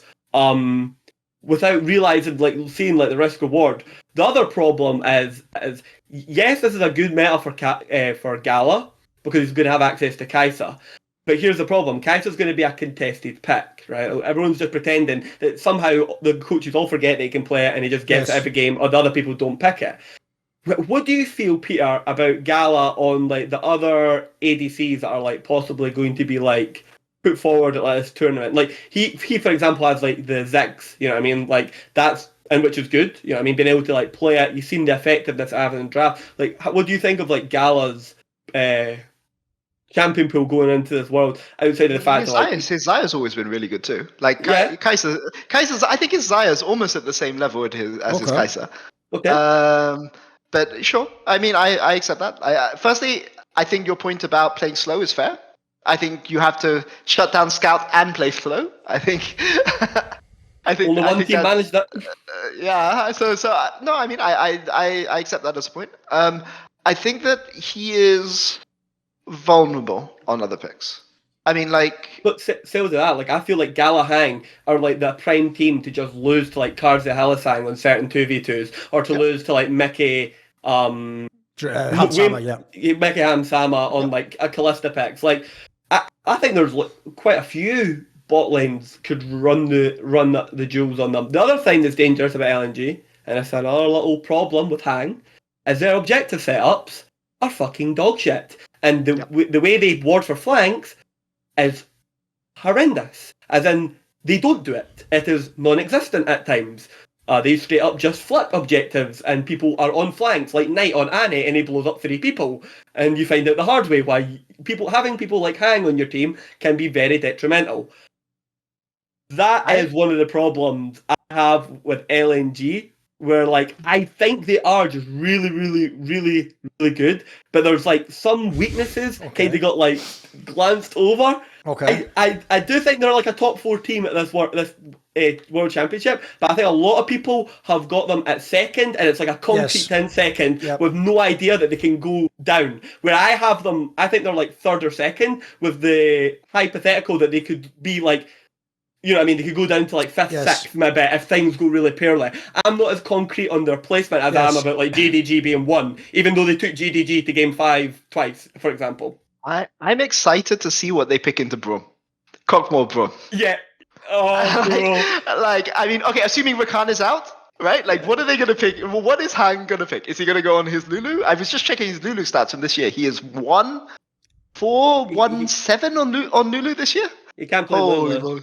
Yeah, but like I'm just looking at his stat. 1-4. Yeah, okay. But I mean, the thing is that he's not one. Like he's not insane on like these enchanters, and you know, G2 are going to pick Kog'Maw Braum. They're going to pick like Draven with counterpick support. They're going to go Kalista with counterpick support. You know, what are you going to do? Let's say you're forced to trade Kai'Sa Zayabans, right? What are you playing into these champions? That's what I'm really looking forward to. They'll pick Nautilus, bro. They will. They'll pick Nautilus, and Hang will like run it in. Like that is the crazy part. And here's the bonkers bit: their 2v2 mid is so good, and some of their like early like skirmishing and like side lane pressure that Scout produces and Zika's produce is so good that they win in spite of it. Like there's literally a game I think Ruler missing 3 kills up on bot lane. And GDG lose it. I think it's not the final again. It's the upper bracket. Like it was like you know the one I'm talking about. Like I know the game. Yeah, it's the only time it's like ever happened. Like it was like a mad stat that like every single time Rulers leaves lane with more than like a certain amount of gold, like GDG won the game, and that was the first time they lost it because like he got caught once, died. There you go. The game was over. They are really a team that is. They win in spite of some of their flaws because in certain areas the other players are just so specialized. Like I would not want to be going into like lots of team fights against like Tarzan. I think Tarzan's just one of the best like team fighting junglers, like kind of off the period. It's just bonkers some of the stuff that guy's able to do. Like there was like the Wukong game and stuff. Like it's absolutely crazy. He is a guy that supposedly has got like an aura of like choking about him from his like Griffin days and certain series he had played in the LPL. I'm not sure how much I buy into it. I think he's just kind of garnered that reputation because of the losses rather than him actually playing worse per se. I think there is a bit of variance there, but I think this team's going to be mega exciting. I don't have worries for them in the Swiss, by the way. I think they're the team that other people are going to be looking at in the Swiss system, like, pray to God they don't come out the Magic Hat and we like get pulled against them in the BO3s. Like, I think that's who LNG is. Yeah, I can see that. Like, I don't think LNG are going home in the BO3s, put it that way. Yeah, I mean, there's no way. And like to me, I think that Tarzan and Canavi, obviously, are the two best. Are probably the 2 best junglers in the world. Let me quickly think. Well, I mean, I don't think people would dispute that, right? But the thing about Tarzan is he's willing to do the dirty work. He's willing to like play Sejuani. He's willing to go Skarner. He's willing to go, all of this. But yep. It doesn't matter what meta you choose. Tarzan's going to be good in it. That's the problem. No matter, because that's the other thing. The meta at Worlds is going to evolve, right? And your players might be great for the meta at the start and then terrible by the end point. You know what I mean? We've seen this earlier. It was like MF at one point, and it became Jinx Aphelios at the end. And all them people who were good at MF just looked terrible when they're having to play like Jinx Aphelios. Like, there's lots of different iterations of these things can happen. I would say that basically, the person though that I think you do have to go after on this team is Tarzan, because like you're not gonna get Zika. Scout, you're not gonna get Scout. So who do you go after? You go after their bot lane, or do you go after their jungle? I think if you try to attack Tarzan, like you have a smart level 1 plan, you have something that can go and fight him 1v1 in his jungle, you stop Scout's ability to transfer his pressure early. That's how I would go about attacking this team. But maybe it's not possible. Maybe he's just that good at pathing. He's also really good at Lee Sin. By the way, they're one of the teams that just gain 1 million from Lee Sin. Like, Tarzan's just one of the best team fighting Lee Sin players ever. He's one of the best Lee Sin players ever. Like, enjoy having to ban that additionally if it starts getting played. Yeah, I don't know. Actually, the more we talk, the less confident I am about how to answer this team. I don't know. I think it's hard. It's hard. Yeah, the thing I think the couple of points on this team would be this.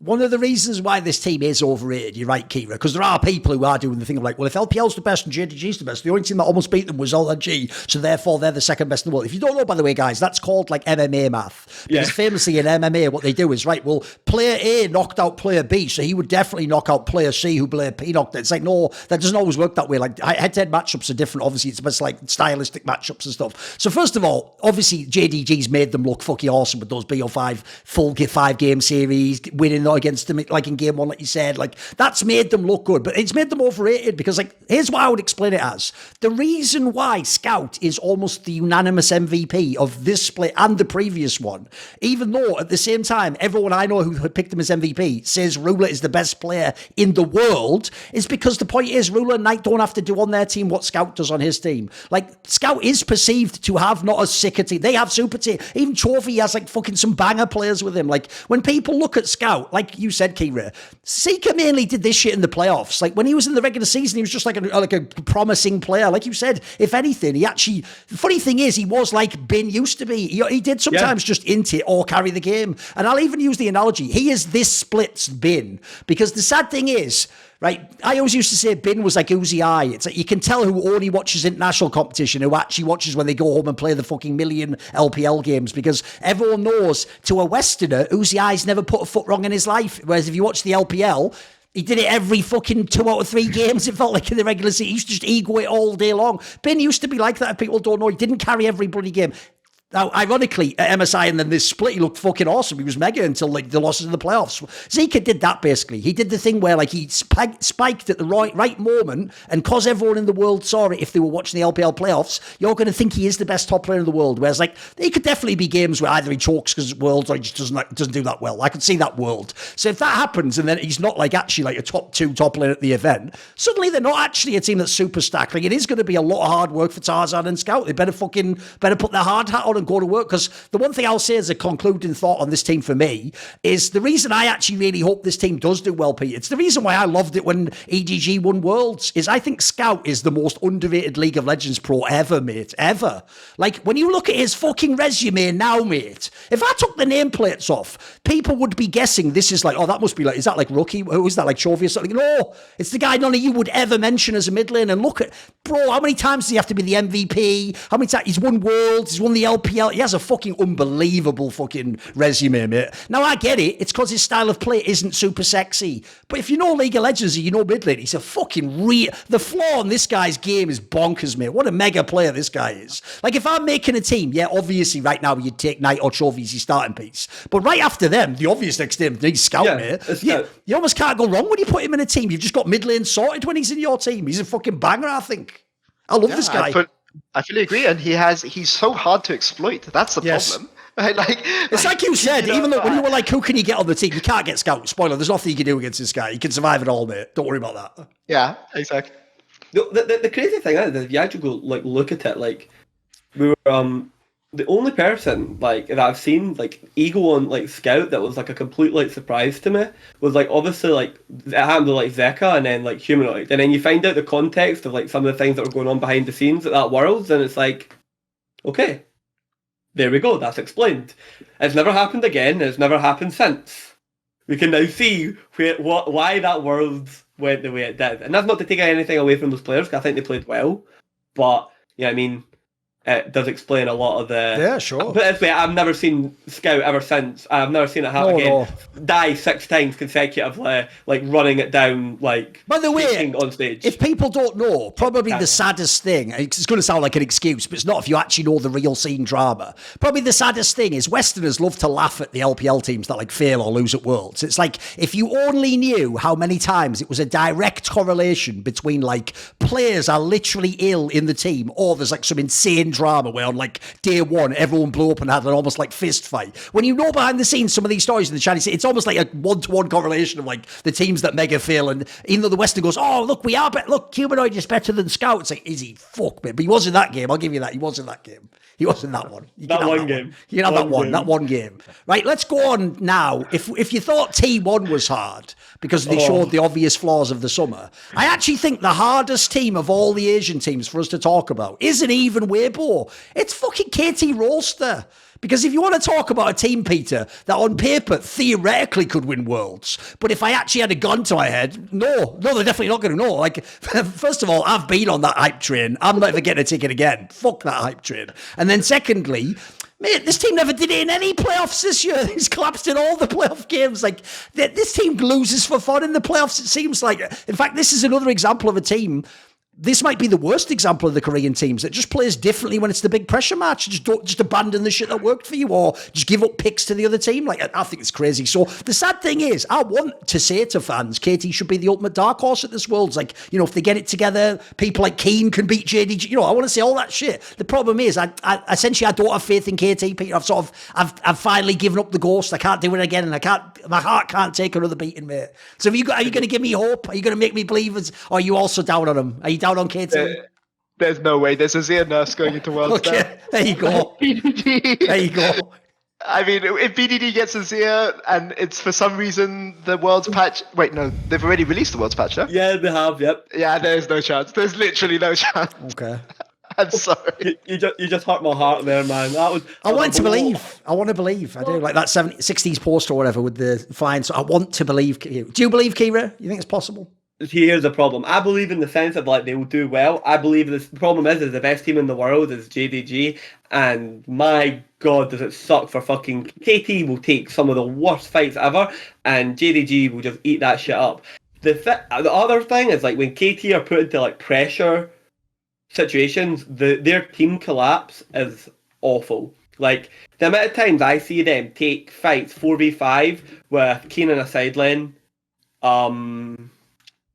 without TP, and it's just for a dragon that like nobody would give a monkeys about, and then that's like they've just ruined the whole game. It's like, there you go, there's 4K, maps reset, like you're never getting back into the enemy team's jungle, every lane's getting pushed in, all your jungle camps are getting taken and warded. It's actually tragic to watch it, because I watch a lot of BDD like POVs in like Korea because they're fucking sick.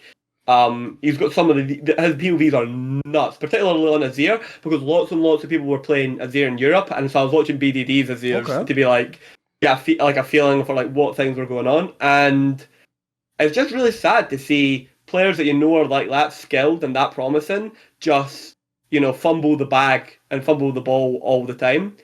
The other thing is, don't let it get missaid. Lahens was the MVP of LCK. Was a fuck. I don't care. Give a monkey's ass. I don't know what that one was, but yeah. I have no idea. Keane, right, is the MVP or is the best player on this team. This team is defined by Keane. Actually, a little bit too much, to the point where like the coaching staff will last pick, counter pick Renekton, where there is no need to do that in any situation whatsoever, and you could actually end up with the exact same draft, but better, and they end up with worse picks if you do not do that. Right. And it can actually be provably shown, like with like certainty, that you have actively like chosen to have like a worse draft because of the order of your picks. And that's one of the things where it's like, it's good to see the coaching staff turn around and go, Keen, you're the man, game 5, what do you want? And he turns around and he goes, Renekton, and you're just like, that could have been so much earlier. But he sorry, you go. Yeah, so I agree, and I think actually we had this talk about responsibility with a lead. Actually, I love AD carries that will. Yeah, you are the Kazi guy, exactly. Well, we all know that. I love Kazi. I love Jackie Love as well. Fuck yeah, okay. Jesus Christ. Fuck it. Right, but there you go. Keen, I would say, is actually the top lane version of this, right? Which is that he is irresponsible with his leads. He will flip it when he doesn't need to flip it. He will demand resources when he doesn't need to demand resources, and he will demand counterpick. And actually, for me, screw KT like being a world's contender. I could see G2 being favored in the best of 5 against this team. Mate, I literally talked about this with Monty. That is the ultimate BO5. Lahen's Mickey X counterpicks. That bot lane, like Caps and BDD, that is like the perfect like possible upset for like a Western team. Me and you agree here, Peter Dunn. Like, Yeah, that's the one. That's the game that I want to see. But Lahen's is never getting counterpick. Keenan's going to get counterpick. Mickey's going to have counterpick, obviously, right? Yeah. That's how G2 are going to win. True. Now I see the light, and I've looked into the mirror. I see how things are actually going to go. Let me ask the truly heretical question, though. Can LCS teams beat KT Rolster? That's the spicy question, right? We remember what top lane is. No, but Summit Licorice is pretty good. Summit, see, they match up well, but what they don't match up is they don't match up well into KT's global team comps that they play. That's hell on earth for them. Like none of those teams can beat the TF team comp. Like the LCK teams can beat it sometimes. On average, across the course of the year, they don't beat it. That TF team comp that KT play, that. I think you would need to play against that quite consistently that would snipe like GDG in certain games. Like you would need someone to scrim against and practice that team comp against. So you mean there's a world where you're predicting potentially, Keire, that in the group stage BDD on TF beats GDG, but then they lose a best of 5 to G2? Like that might be the most mad parlay of all time. But okay, fair enough. No, but because the thing is like in the BO1s, like I think KT could beat GDG because they're BO1. Yeah. Across an average of a BO5, like if you look at the tendencies of like Home and the players in GDG, like they would lose one game to it, and Home would just be like the 369. Yeah, you're losing a top lane ban. We're banning TF for the rest of the series. Like that. Sure. He looks to 369 as like sorry dog, and that's it. Like TF ban, and that's not even to say that like Scout doesn't get Ari into it and just runs over the top of it in game 2. They pick something different. But I think the LCS teams that particular team comp, I think they would very consistently lose to it. Like Summit would die on almost every single TF ult. I agree with that. I think also that KT are generally a team that I don't think deals well with chaos. Oh, no. And so this is why I take G2 over them, because you can say a lot about G2's macro play, but they force you to make decisions. And this is the big thing that G2 do. Like you are forced all the time to make a decision, even if the right answer gives you like a small advantage or like a medium advantage, right? So I think this is where G2 have the edge. Is there a team that can do that in NA? Because TL play too slow. TL if TL play on the map like NRG play too slow as well. Huh? The only thing they've got is the fact that who he Contracts is like a. But who he like psychopath. But who he will can find some like very very good engages, and NRG will all in on those engages. Like they will You mean Ignar, right? You mean Ignar? Golden God is? Sorry, I meant Golden God. Yeah, sorry, I've got it mixed up there. Apologies, I get these two teams mixed up all the time. NRG, I've moved it around. I know, because Palafox into BDD is like hell on earth, mate. That's just That's just like, because what matchups is Palafox playing that like BDD is not going to just go for push? Because BDD goes deep, mate. Like BDD goes like 15 deep. Like, not that he's beaten all the like Bjergsen thought he could do Zillion into BDD one year, wasn't it? And then he went into and he done the what's it called, the punching guy. What was it? I'm not seeing that one, mate. Punching Not down. in What a the fuck are you talking about? Set. He picked Set and Right, there you go. Set. Okay. Okay. yeah, he picked Set. Right, okay. He picked Set that no one was playing at the time, and because he knew it was a counter pick into Zillion, and like he was 0-3 in lane by like 15 What's minutes. sad about that is that's actually not even a terrible clue for the champion set, but like he totally threw me there. I was like, what the fuck is that? That's some sort of skin of blitzcrank or something. What the fuck, you know? That wasn't my best description. It's all right. I can't see NRG, but I can actually. I could see Because he got Guardians. Golden Guardians, but again, I'm putting this is all the way down to like Of course. fucking 15%, man. It's so not good. But there are angles for like who he. Yeah.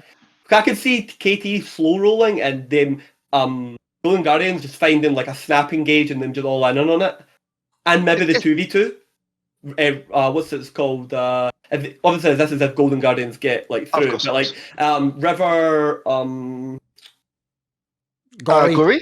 yeah, River Gory, the 2v2, like they could like you could do something against BDD Cuz. Like I don't think BDD Cuz is the craziest. It's funny because I don't think Cloud9 can beat any of these teams, but I think that you know you have a crazy game from River, you have a crazy game from Contract, you have a crazy game from PureSec, and APA is on his champions. You know, it's not impossible. Like, I mean, there are some really high variance NA teams. Normally, NA teams that NA sends to Worlds are normally really, really slow. They play team fight. They play really low variance style. But there's some psychopath junglers from NA this year. I say, on the law of fishes, I'm out on NA like doing that much. Like I'm giving the context of where the hope comes from, but I'm pretty much out on it like happening.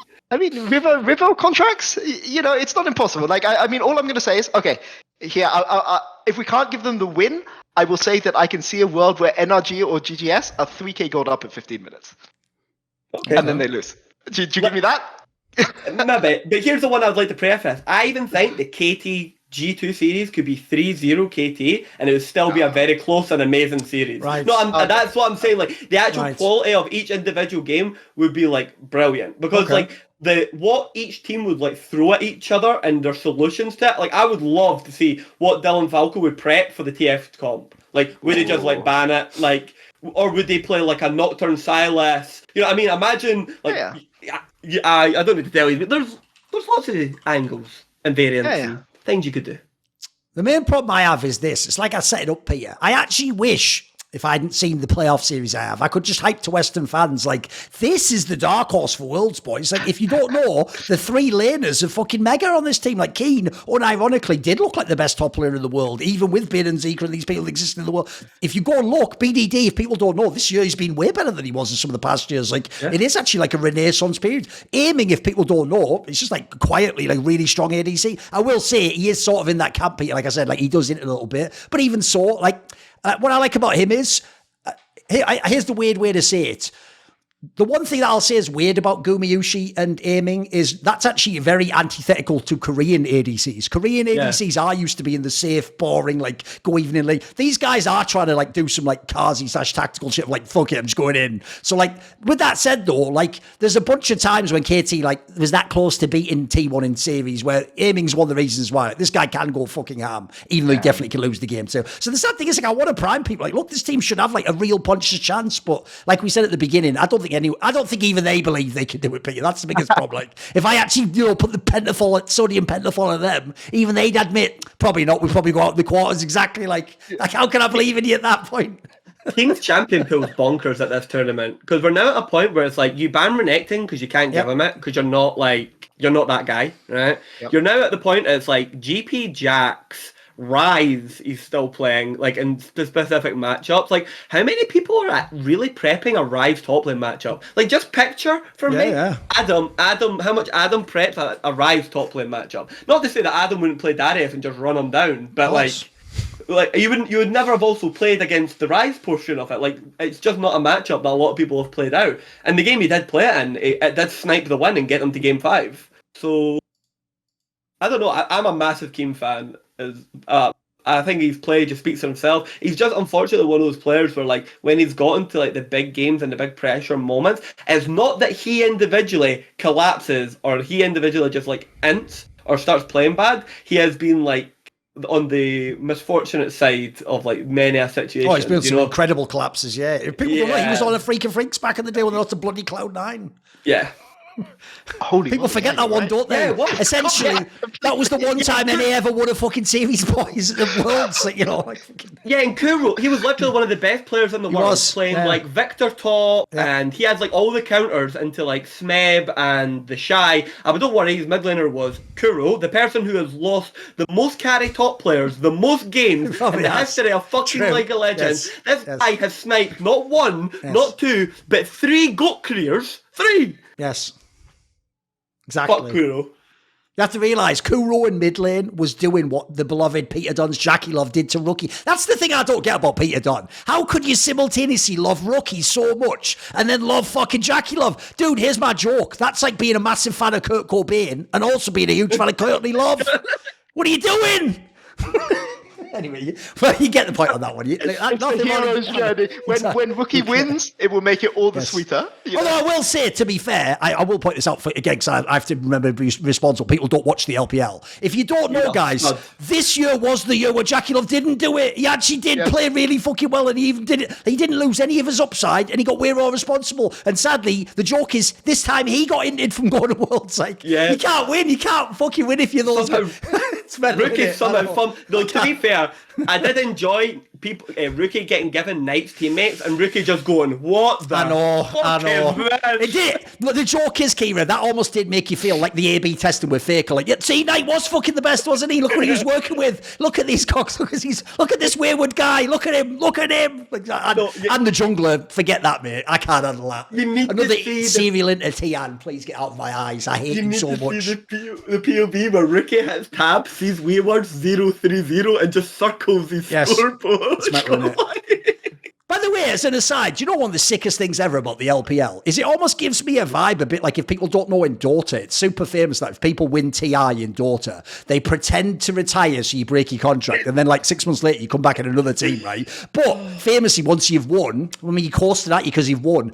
China seems like the worst region ever for that, Peter, because the amount of times a player has won Worlds and then serially entered like Tian, fucking Jackie, it's insane. Like, the joke is because they get like the win out of the way early, they're just like right, well, now I've got like the carte blanche to just be the most criminal inter ever for like 4 years. It's like, what? What is he doing? Like, and the problem is they can always go, hey, I won Worlds, bro. It's like, he did. I can't talk shit, can I? He did. All I can say, Thorin, is this is the GOAT segue now into what we're about to talk to you about next. Come on. I appreciate it.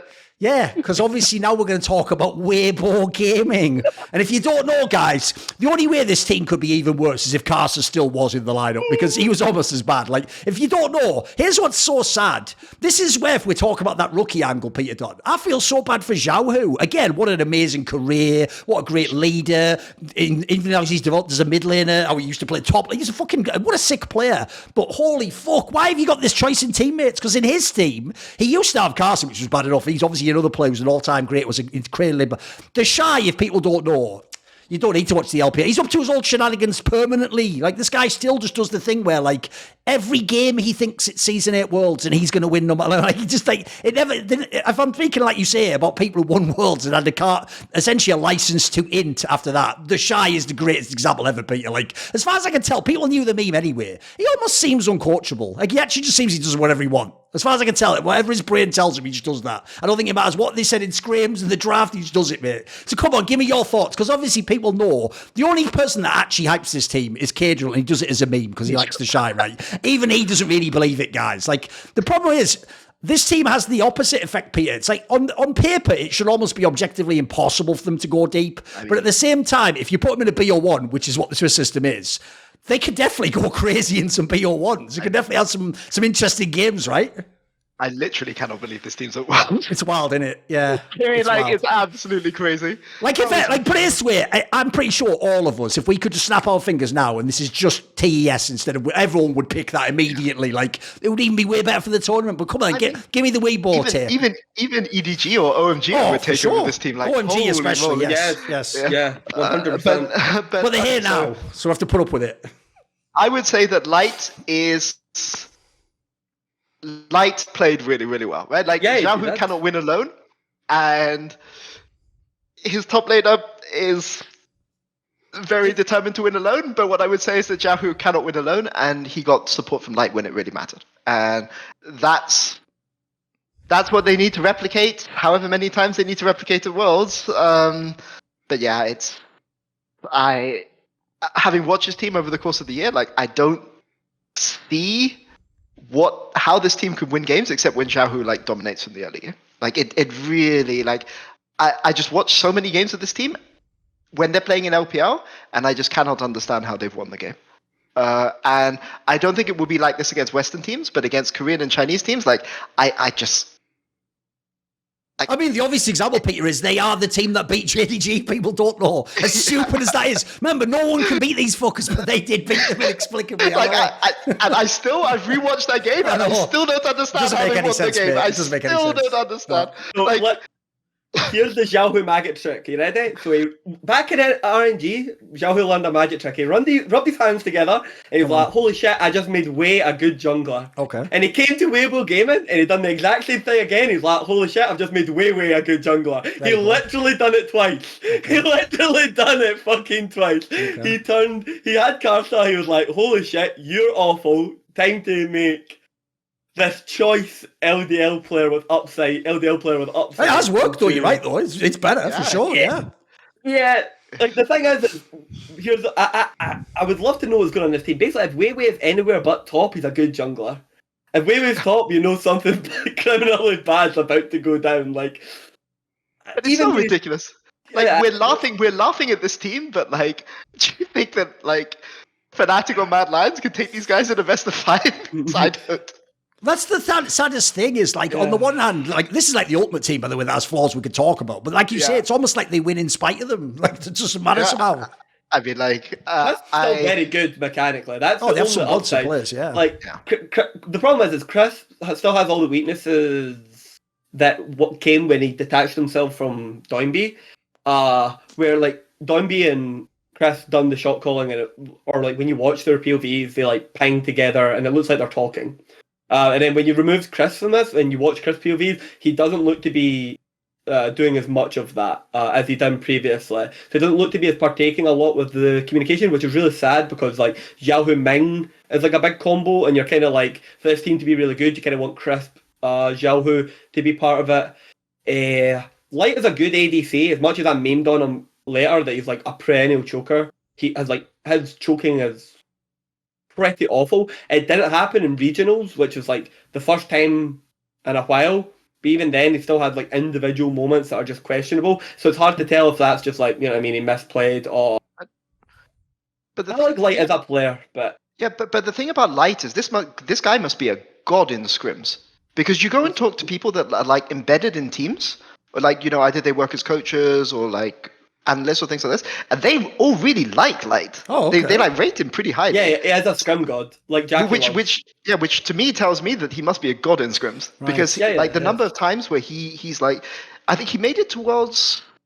He made it with the words of LNG, but where he with the famous Gale Force MF clip, where he Gale Forces forward and MF ults backwards and doesn't kill the Japanese bot laner.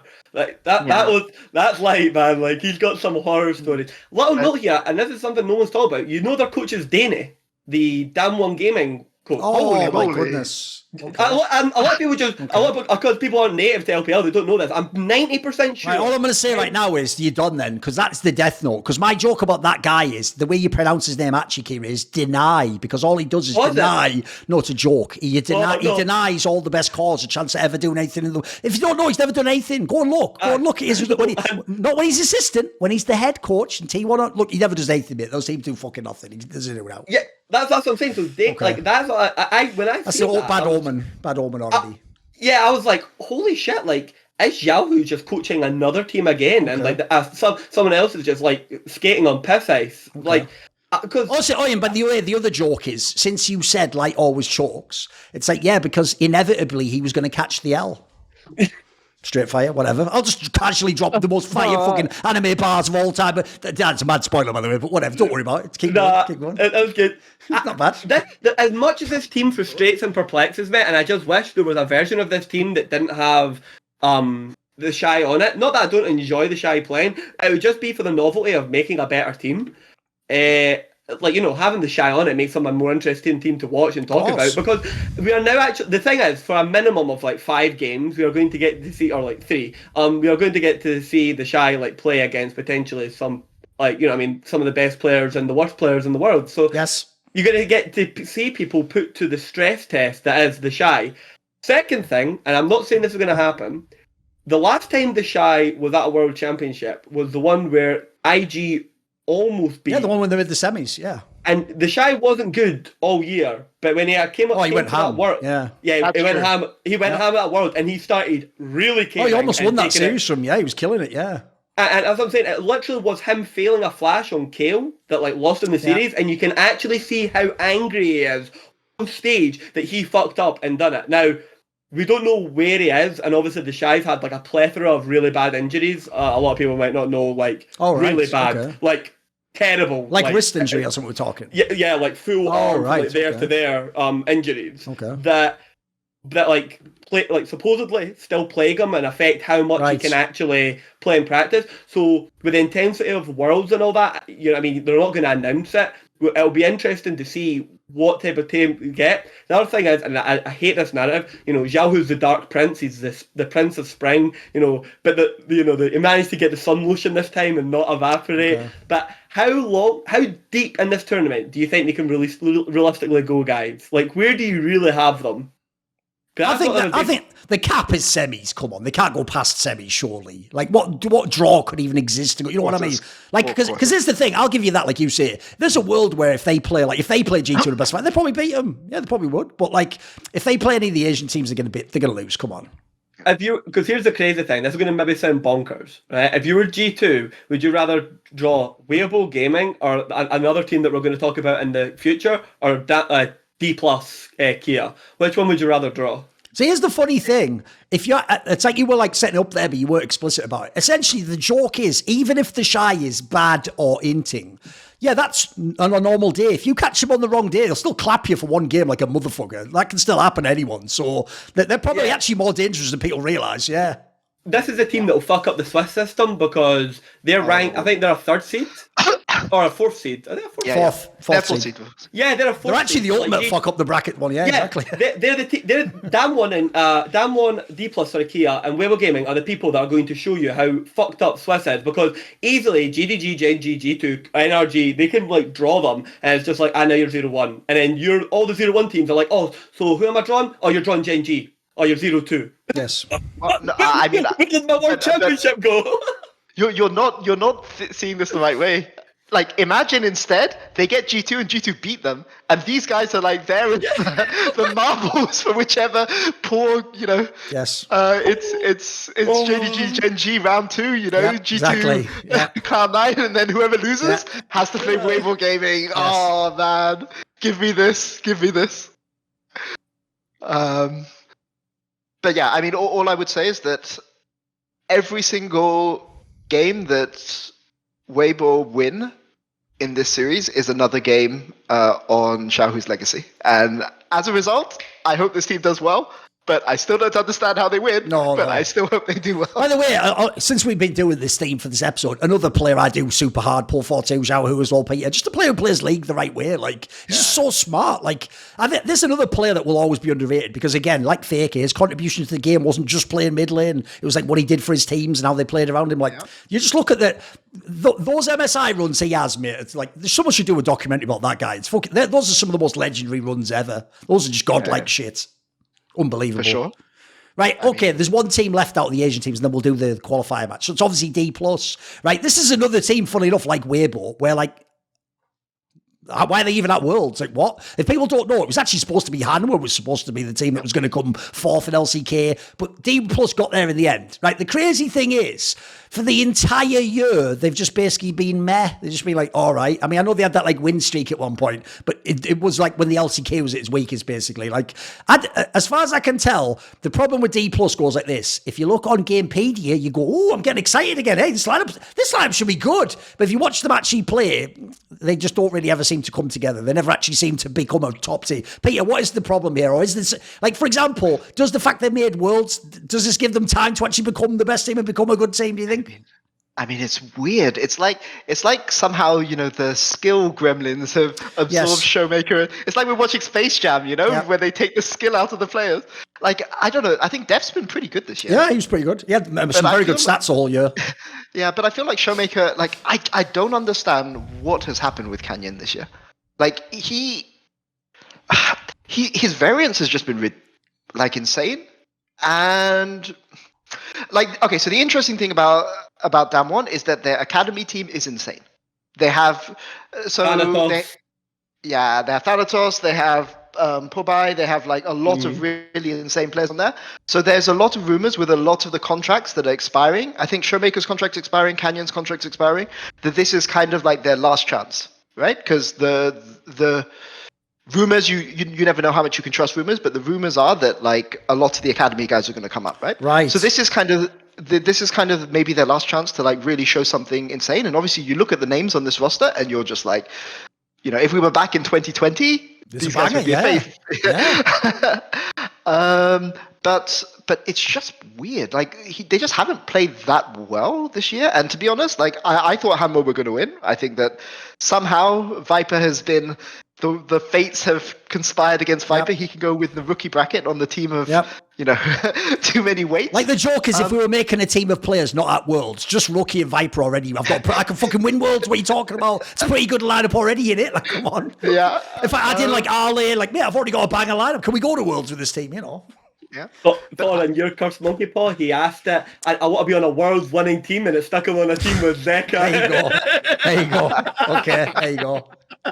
That was a good one. Okay, that's a good one. Yeah. I mean, Zeka on that patch, Zeka got like the god patch. He got the 777 on the slots. But for Damwon, for D plus, sorry. So I'm not normally a huge LCK watcher, but I've watched them a ton. I watched LCK a ton this year, and I was surprised by how lethargic D plus look. It's like they there's often games where it looks like they're not doing anything and they don't want to do anything and they're just waiting and they're just sitting there. And like for me, I've seen Showmaker and Canyon at their peak, and it just makes me sad. It makes me sad watching these guys.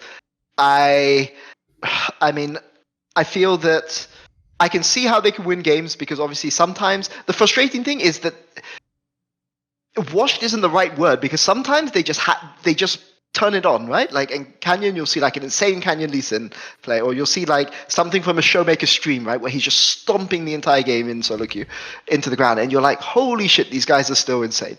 And on stage, the team it doesn't gel. It doesn't like. They play so slow. They don't take risks. They don't go for the like mechanical outplays. Like it's just weird, and I don't have an answer for it. But obviously, like again, with Weibo, I don't really understand sometimes how Weibo wins games because they don't seem like particularly good at side laning. They don't seem particularly good at team fighting. It looks like they just have hands. With Damwon, I understand how they win games, but it looks like they're just playing afraid. They just don't want to take the risk, or when they do take risk and it goes wrong, they take their one risk and then they don't do it again for the rest of the game. And for me, I can see it's kind of my same criticism of Cloud9. It's like they're afraid to lose, and that's such a weird thing to say with those members on the team. But yeah, it's just how it is. I mean, I would say though that Deft is still a very, very dangerous player coming into this tournament. He's still at his peak, right? Like he looks like he deserves to be at Worlds. He looks like he can be top 5 in his. I don't think many people would dispute he's top 5 in his position in the world. He looks at times like he is just carrying these other 4 guys, and he's not getting the help that like Ruler is getting. No, the sad thing is this. I'll say this partly just it hurts the feelings of Faker fans, which, you know what, every now and then, occupational hazard of watching Thorin content. But here's the point, right? Everyone knows that storyline that they both went to school at the same time. They both have insane longevity, Faker and Deft, right? They've actually both interesting detail. This is their 8th World Championship both are going to. I'll tell you the difference between the two, though. Faker has, yes, this insane captain impact still, and he does amazing things macro-wise. Here's the difference. Faker is a mid laner.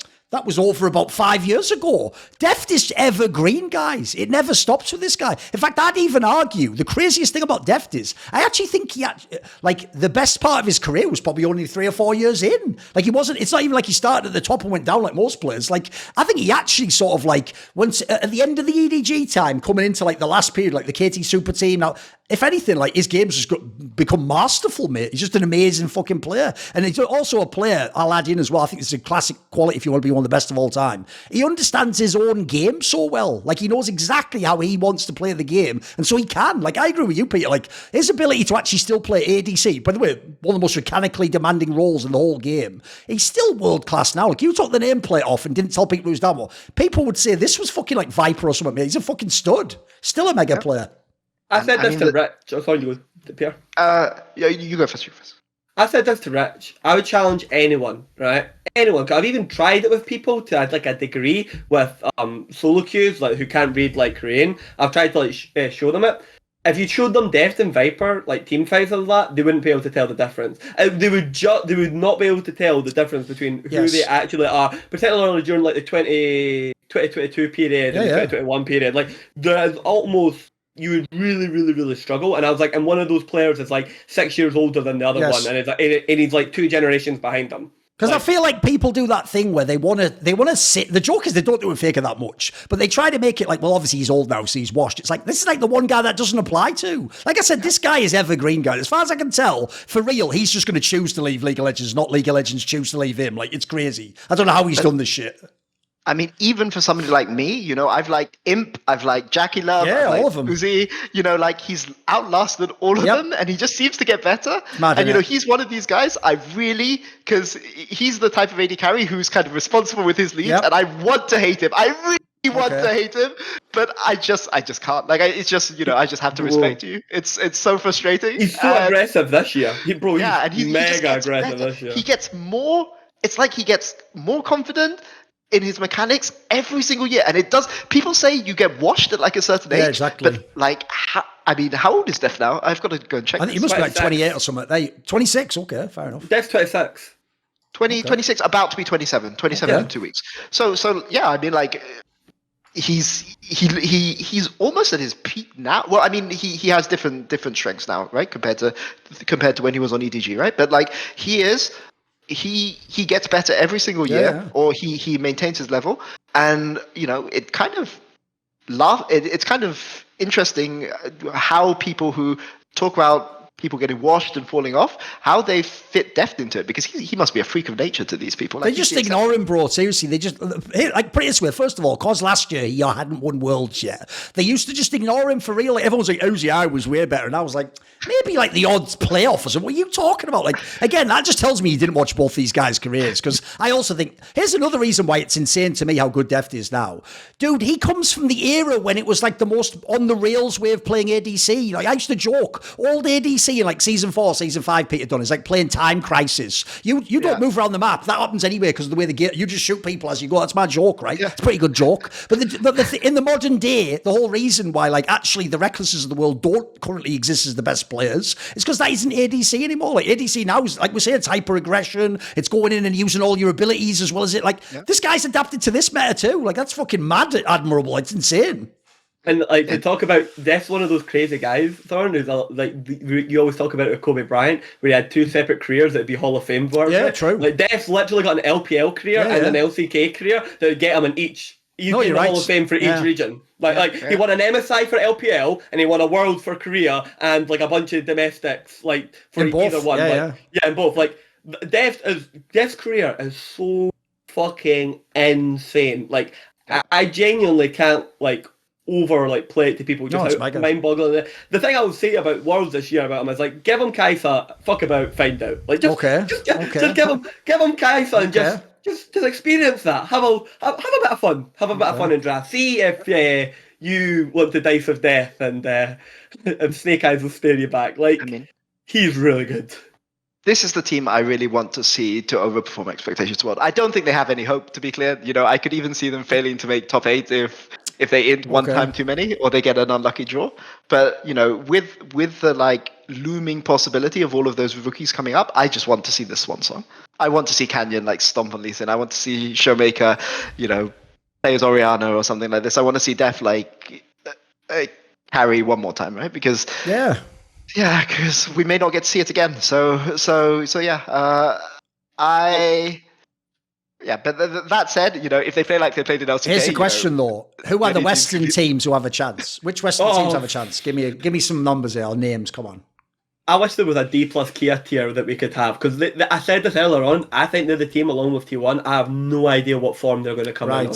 Like, I think the range is so crazy for this team. The only player I basically know, right, who's going to be good is Deft. And that's like Showmaker could be like anywhere. Like I usually don't really comment on too much out of the game stuff and how it'll affect it. His mental looks absolutely shot from like all the clips of him on stream and all the things of him like. He said a lot of alarming stuff the whole year, yeah. Yeah, like and for someone who you want to be a fan of players, as like players, you're like, and I've watched like with the StarCraft players, and I've seen it with the early League pros. It's like it's concerning in the sense of like, this guy's got to keep on practicing and playing, and you know what the intensity's like. And the other thing that can really hurt those type of players is like, I believe like Showmaker probably does have an ego, and he adds like a sense of like how good he was, and it's that like critical barrier where you can't. There's like a wall like stopping you from being as good as you were, and you don't know what's like stopping you from doing it, and you're just like stuck at this like level that you think is unacceptable. And it looks like he's like kind of played himself into a hole, and that's the real sad part, because I often talk about like Jekyll and Hyde like players, people who have got like big variants. Canyon was that this year. There's singular games where Canyon looks like one of the best players in the world, and then there's other games where Canyon is like running it down and doing like absolutely terrible things.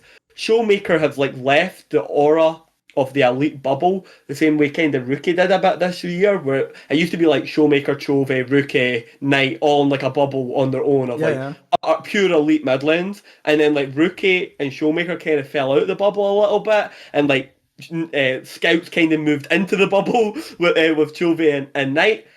And it's really sad because, Showmaker was a hallmark player for like a bunch of like world championships. Like, it meant so much to EDG because they overcame that Damwon team. And like that Damwon team winning worlds in the dominant fashion they did, like, it was like, it was like a new era after having lost all the, the LPL worlds. I think Worlds is just better if they're a good team, but I think their floor is so bad. It's so frustrating because like you watch the Hanwha Live series and Showmaker, it's like vintage Showmaker again. It's like, where have you been all year? Like, and this is that's one of the reasons why they weren't favored to win that series, right? Like I remember he had like a ridiculous.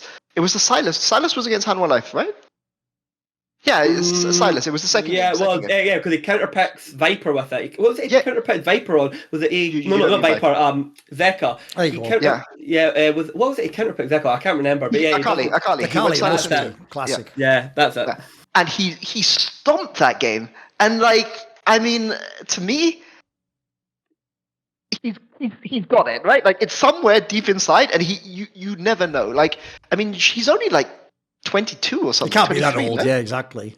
And so I don't know. It's maybe let's the kind way of putting it is maybe they have synergy issues within their team. But the thing is that this team I think is genuinely dangerous because they can it exists somewhere, and somebody is going to pay at some point in Worlds for this. But I would say their flaw is NRG. I think NRG can even take a game off this if we see like NRG or Mad Lions or something like this. I could see take best of one. I don't think they could take a best of 5, but their ceiling is no Western team wins a game. All I'm going to say is this, without it sounding like a diss. Don't know why I even put that disclaimer in everything I say. It sounds like a diss, right? So, fuck that. It does sound like a diss. All I'm going to say is this, in light of what Peter said about the Damwon Challenger team, all I'm going to say is, if Contracts and or Parlour Fox beats Canyon and or Showmaker, I think it might be justified they lose their job at that point in time. But you know what I mean? Like, as a final death knell, just end it at that. That's the last coffin nail. Just ship it. You know what? We'll always have the VODs, Peter. The VODs will always be there from that 2020 run and 2021 so close, there'll be the glory days. Because I will say, as a fan of Knight, I'm going to be a bit shitty now to Showmaker, which goes like this. Here's the problem, Showmaker, right? When everyone was telling me you were better than Shovey and Knight because you had Canyon and they didn't, right? That's cool. At the time, you were at your peak. You looked like a fucking stud. The team was awesome. All I'm going to say is this. Your bad years look fucking dire. Look at their bad years. Knight and Shovey's bad years, mate, would be career years for normal players. Like, they are, like, their version of bad is you just didn't win Worlds. That's it. Or you didn't make a deep run. Like, the problem I have with people like Showmaker is there's times like this last year and a half almost at this point in time, it's like, what's going on with this guy? And also, let's be real, you're a Korean mid laner. The whole game's set up for you anytime you want it. You can also get the pick you want anytime you want, mate. Like, he has to be, for real, of all the players we're talking about, he's one of the most underwhelming for me this year, because I'm with you, Peter. It doesn't make any sense. There's no real reason as to why he's not really good. He should be. Should be a stud. I mean, everyone's going to forget as well. Dude, remember that game he had last year in, like, the quarters of Worlds where, like, I can't remember if it was the quarters of the groups. He had that one game that was, like, fucking unbelievable. Like, one of the best games ever for a mid laner. Like, the guy clearly still has... It's like with Canyon. People will forget this dude. It was only a year ago he did that Lee Sin clip. Everyone was like losing their minds over like the best fucking Lee Sin clip ever. Like, these guys, it's clearly in there somewhere. I'm with you. Like, they can't be totally washed. It has to be something mental. Come on. You know who their coach is?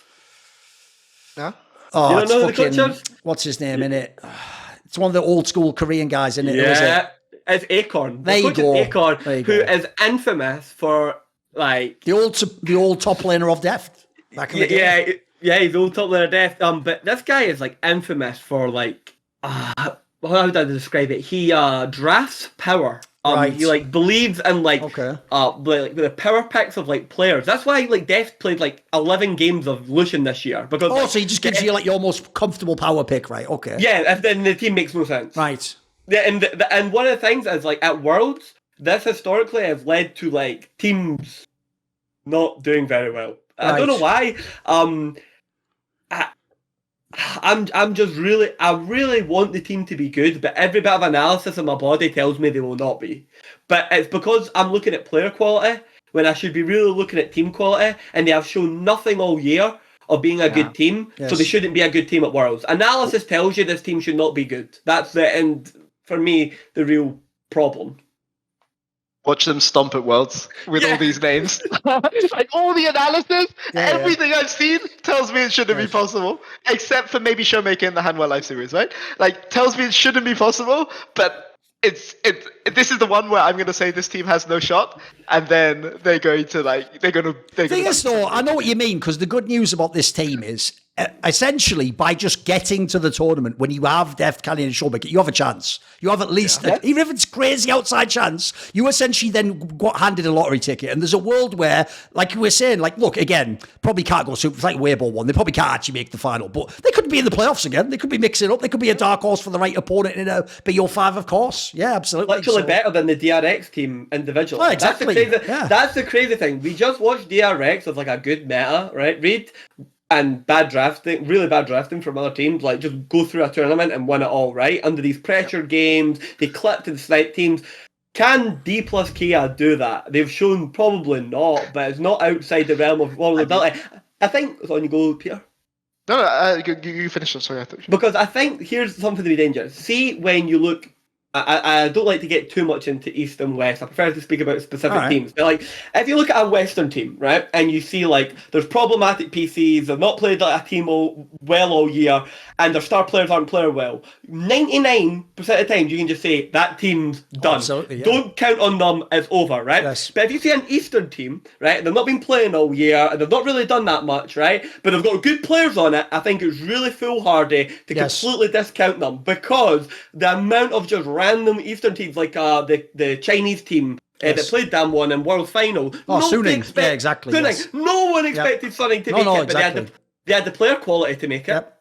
That's what they had at the end of the day. They had, like, fucking the players during that meta, that Worlds, to make it. And if you look at Damwon, instead of D plus Kia, worst teams have made deep runs. Mate, you are right about the DRX one. The joke is, the reason why the DRX one, like, even now I sort of don't believe they actually won, and I sort of am misremembering. If I go and rewatch, definitely T1 wins like game 4 or whatever. Like, the reason why that's so crazy to me is because if you ever go and look at that lineup, bro, when I look at that lineup now, like, King and fucking Pure Shit, like, get the fuck up off it.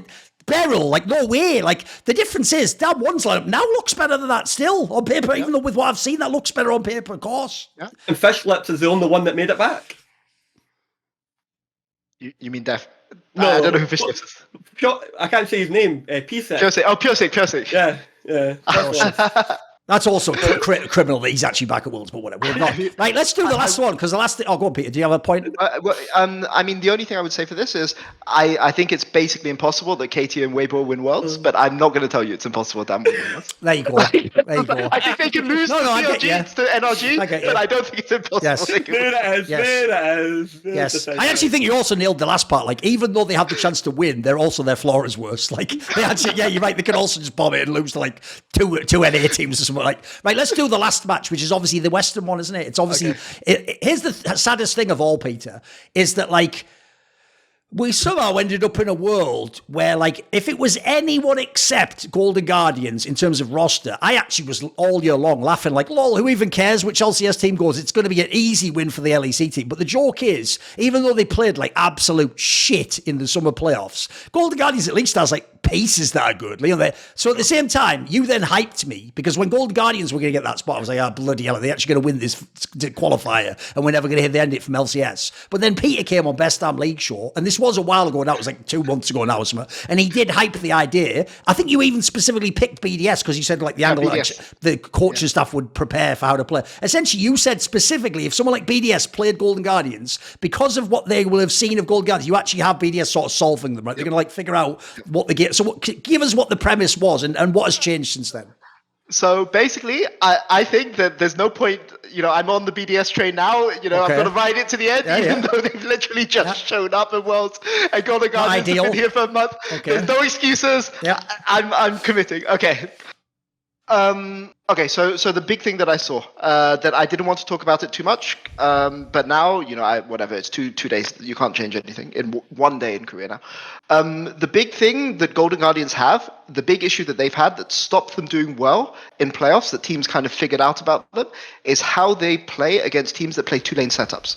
So the BDS that people who don't watch LEC need to know is Adam is like the most self-sacrificing top laner in the entire league.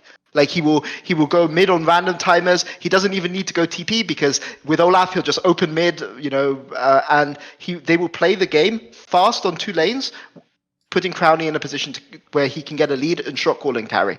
And Shio, Adam, and Labrov are the 3 pieces that kind of allow him to do this, and Nuke kind of survives and tries not to go too far down. But essentially, this is BDS, right? The fact that they play on 2 lanes is really, really significant for what's going to happen. Because Golden Guardians, they lost to, I think it was Team Liquid and NRG. But the NRG series, NRG destroyed them by playing fast tempo League of Legends, only playing on 2 lanes, and trapping Golden Guardians every time they try to retake vision on weak side. Because Golden Guardians have 2 major issues. First major issue is they play 3 lanes all the time.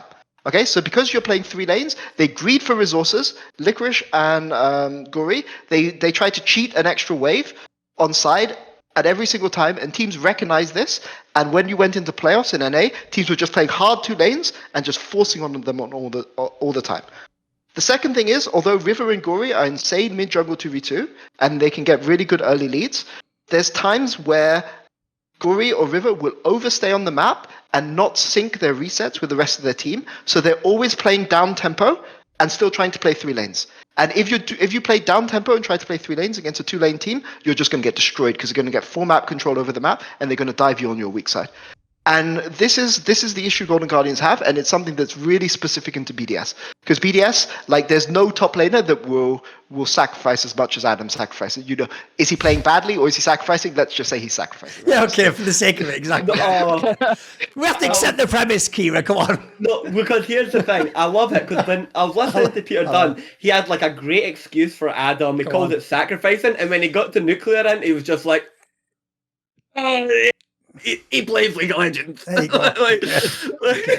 Like, I was just like, he hadn't come up with a nice adjective for what Nuclear had done. They couldn't use sacrificing because Adam had already taken. I mean, I've already made the joke on Some of the Insight, but Monty already did this, Peter. Like, basically, Monty's like you. He's always like a person who gives people, like, you know, extra quarter. You know, he tries to find a reason why what they do makes sense. So famously, earlier this year, when they were on top in spring, the way Monty would describe this team, Peter, was amazing because it's like it made them sound like the best possible. He would go like, because Crown Shot's the dominant player that needs the resources. It's kind of genius because what they do is they have Adam like soak all the pressure top, you know, and constantly push in so that the jungler has to go. And I was like, listen, Monty, that all sounds great, but I don't think he's doing that for the reason you're saying. Like, essentially, I'm pretty sure if he was on any team, he would just do the same thing, Monty. So I know what you mean, Peter. You are right. If it was intentional, it'd be great. It'd be very sort of like self-sacrificing behavior. I agree. In many ways, you know. I just think he actually thinks that's how to play League of Legends, personally, you know.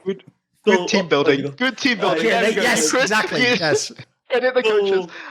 But the thing which was alarming to me about Golden Guardians is this happened to them in multiple series in playoffs, and you can kind of spot it going all the way back to MSI. It's like teams saw how they were beaten at MSI, and then learned that in NA, and they didn't realize that teams were adapting to them. Right. And this is the thing which really concerns me about Golden Guardians. Because look, I think River's insane. When I was in NA, I used to vote him MVP like every single he's easily split. best, yeah. Yeah, I mean, but the problem is that the way they greed, so Gory and River, like it must be a communication. They're like issue. a bad Gen.G. They greed, but they can't take the gold off the map. They have to greed for it. That's the problem. Yeah, they greed for it, and they don't sync their resets. And this is like the fact that they lost 2 series in exactly the same way leads me to believe that the series isn't going to be should be BDS favored. But I saw Thorin.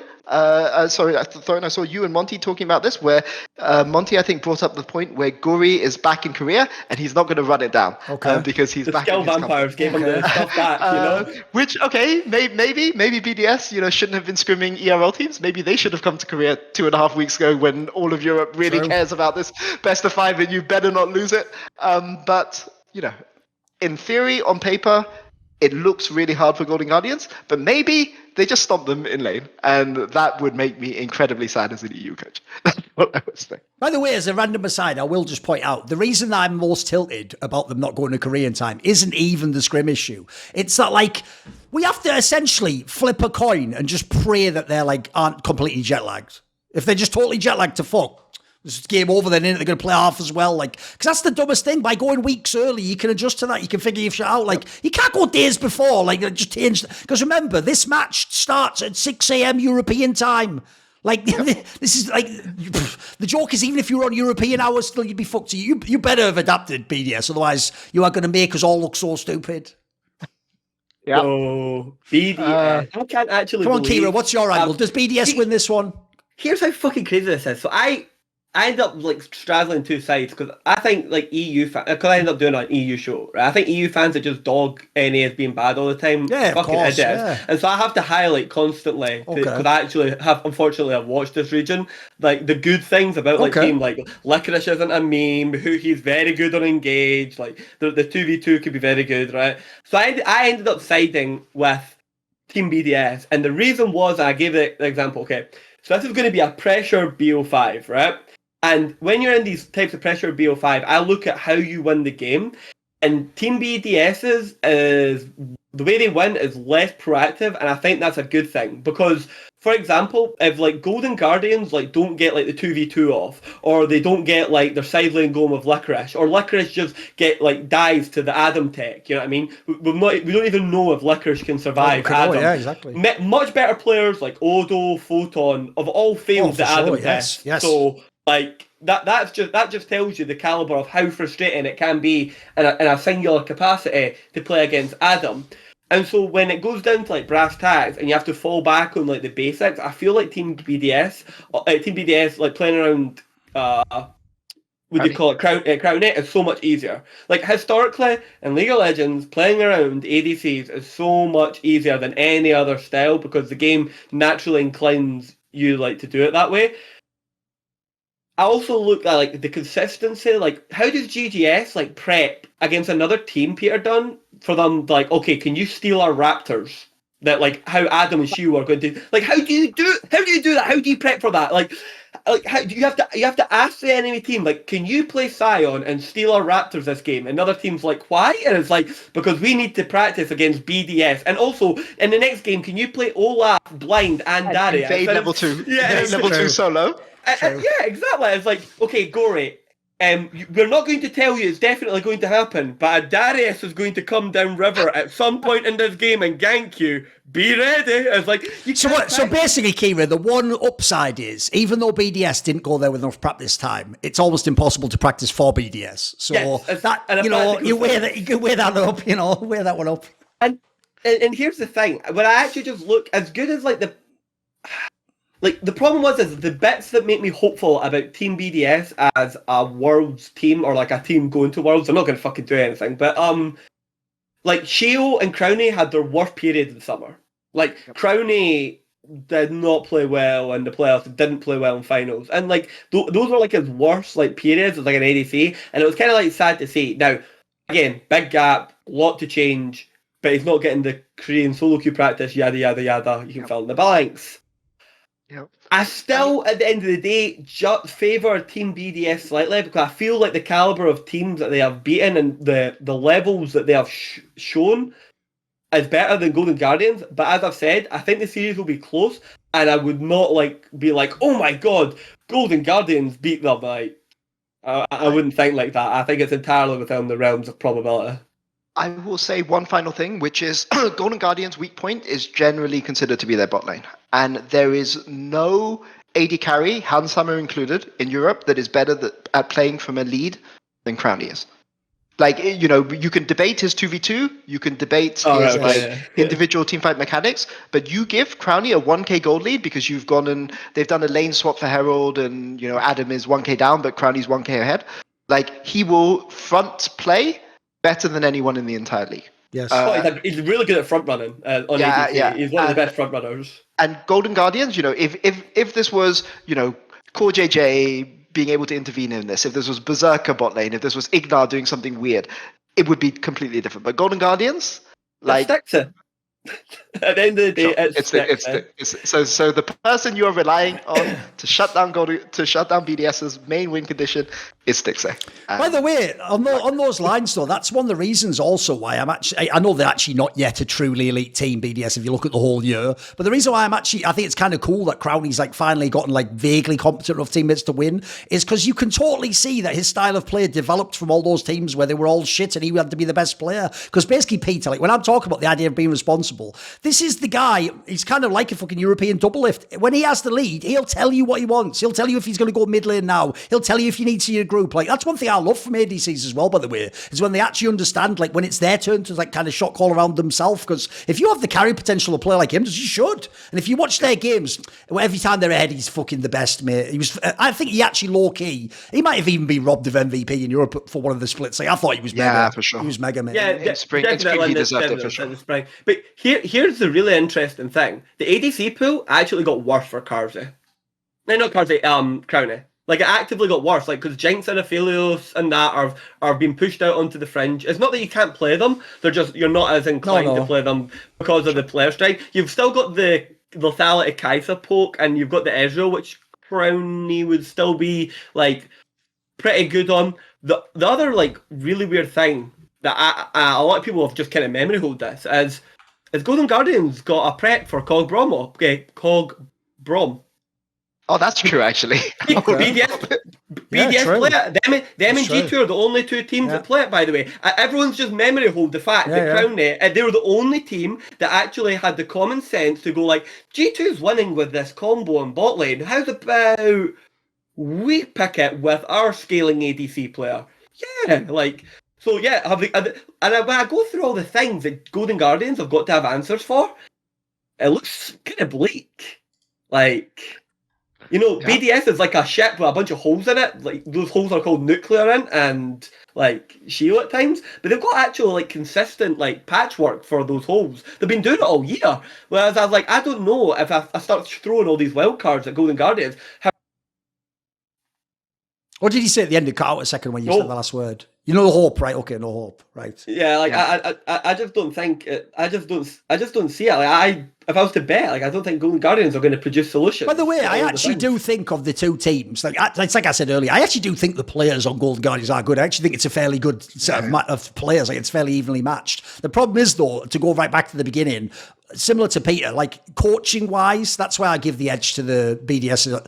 The whole year, BDSs look well coached to me. Like, they just look like the coaches that understands the personnel of their players. Like we were saying about the joke about the Adam one. Like, look, I might dunk on Adam, but they found the best way to use him.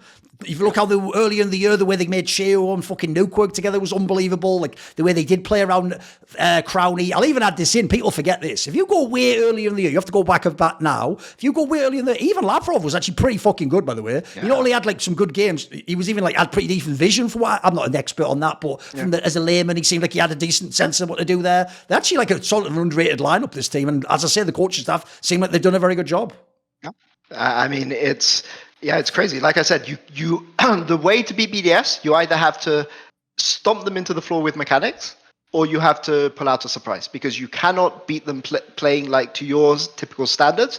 And I haven't seen anything from Golden Guardians which suggests that they understand what their issues are.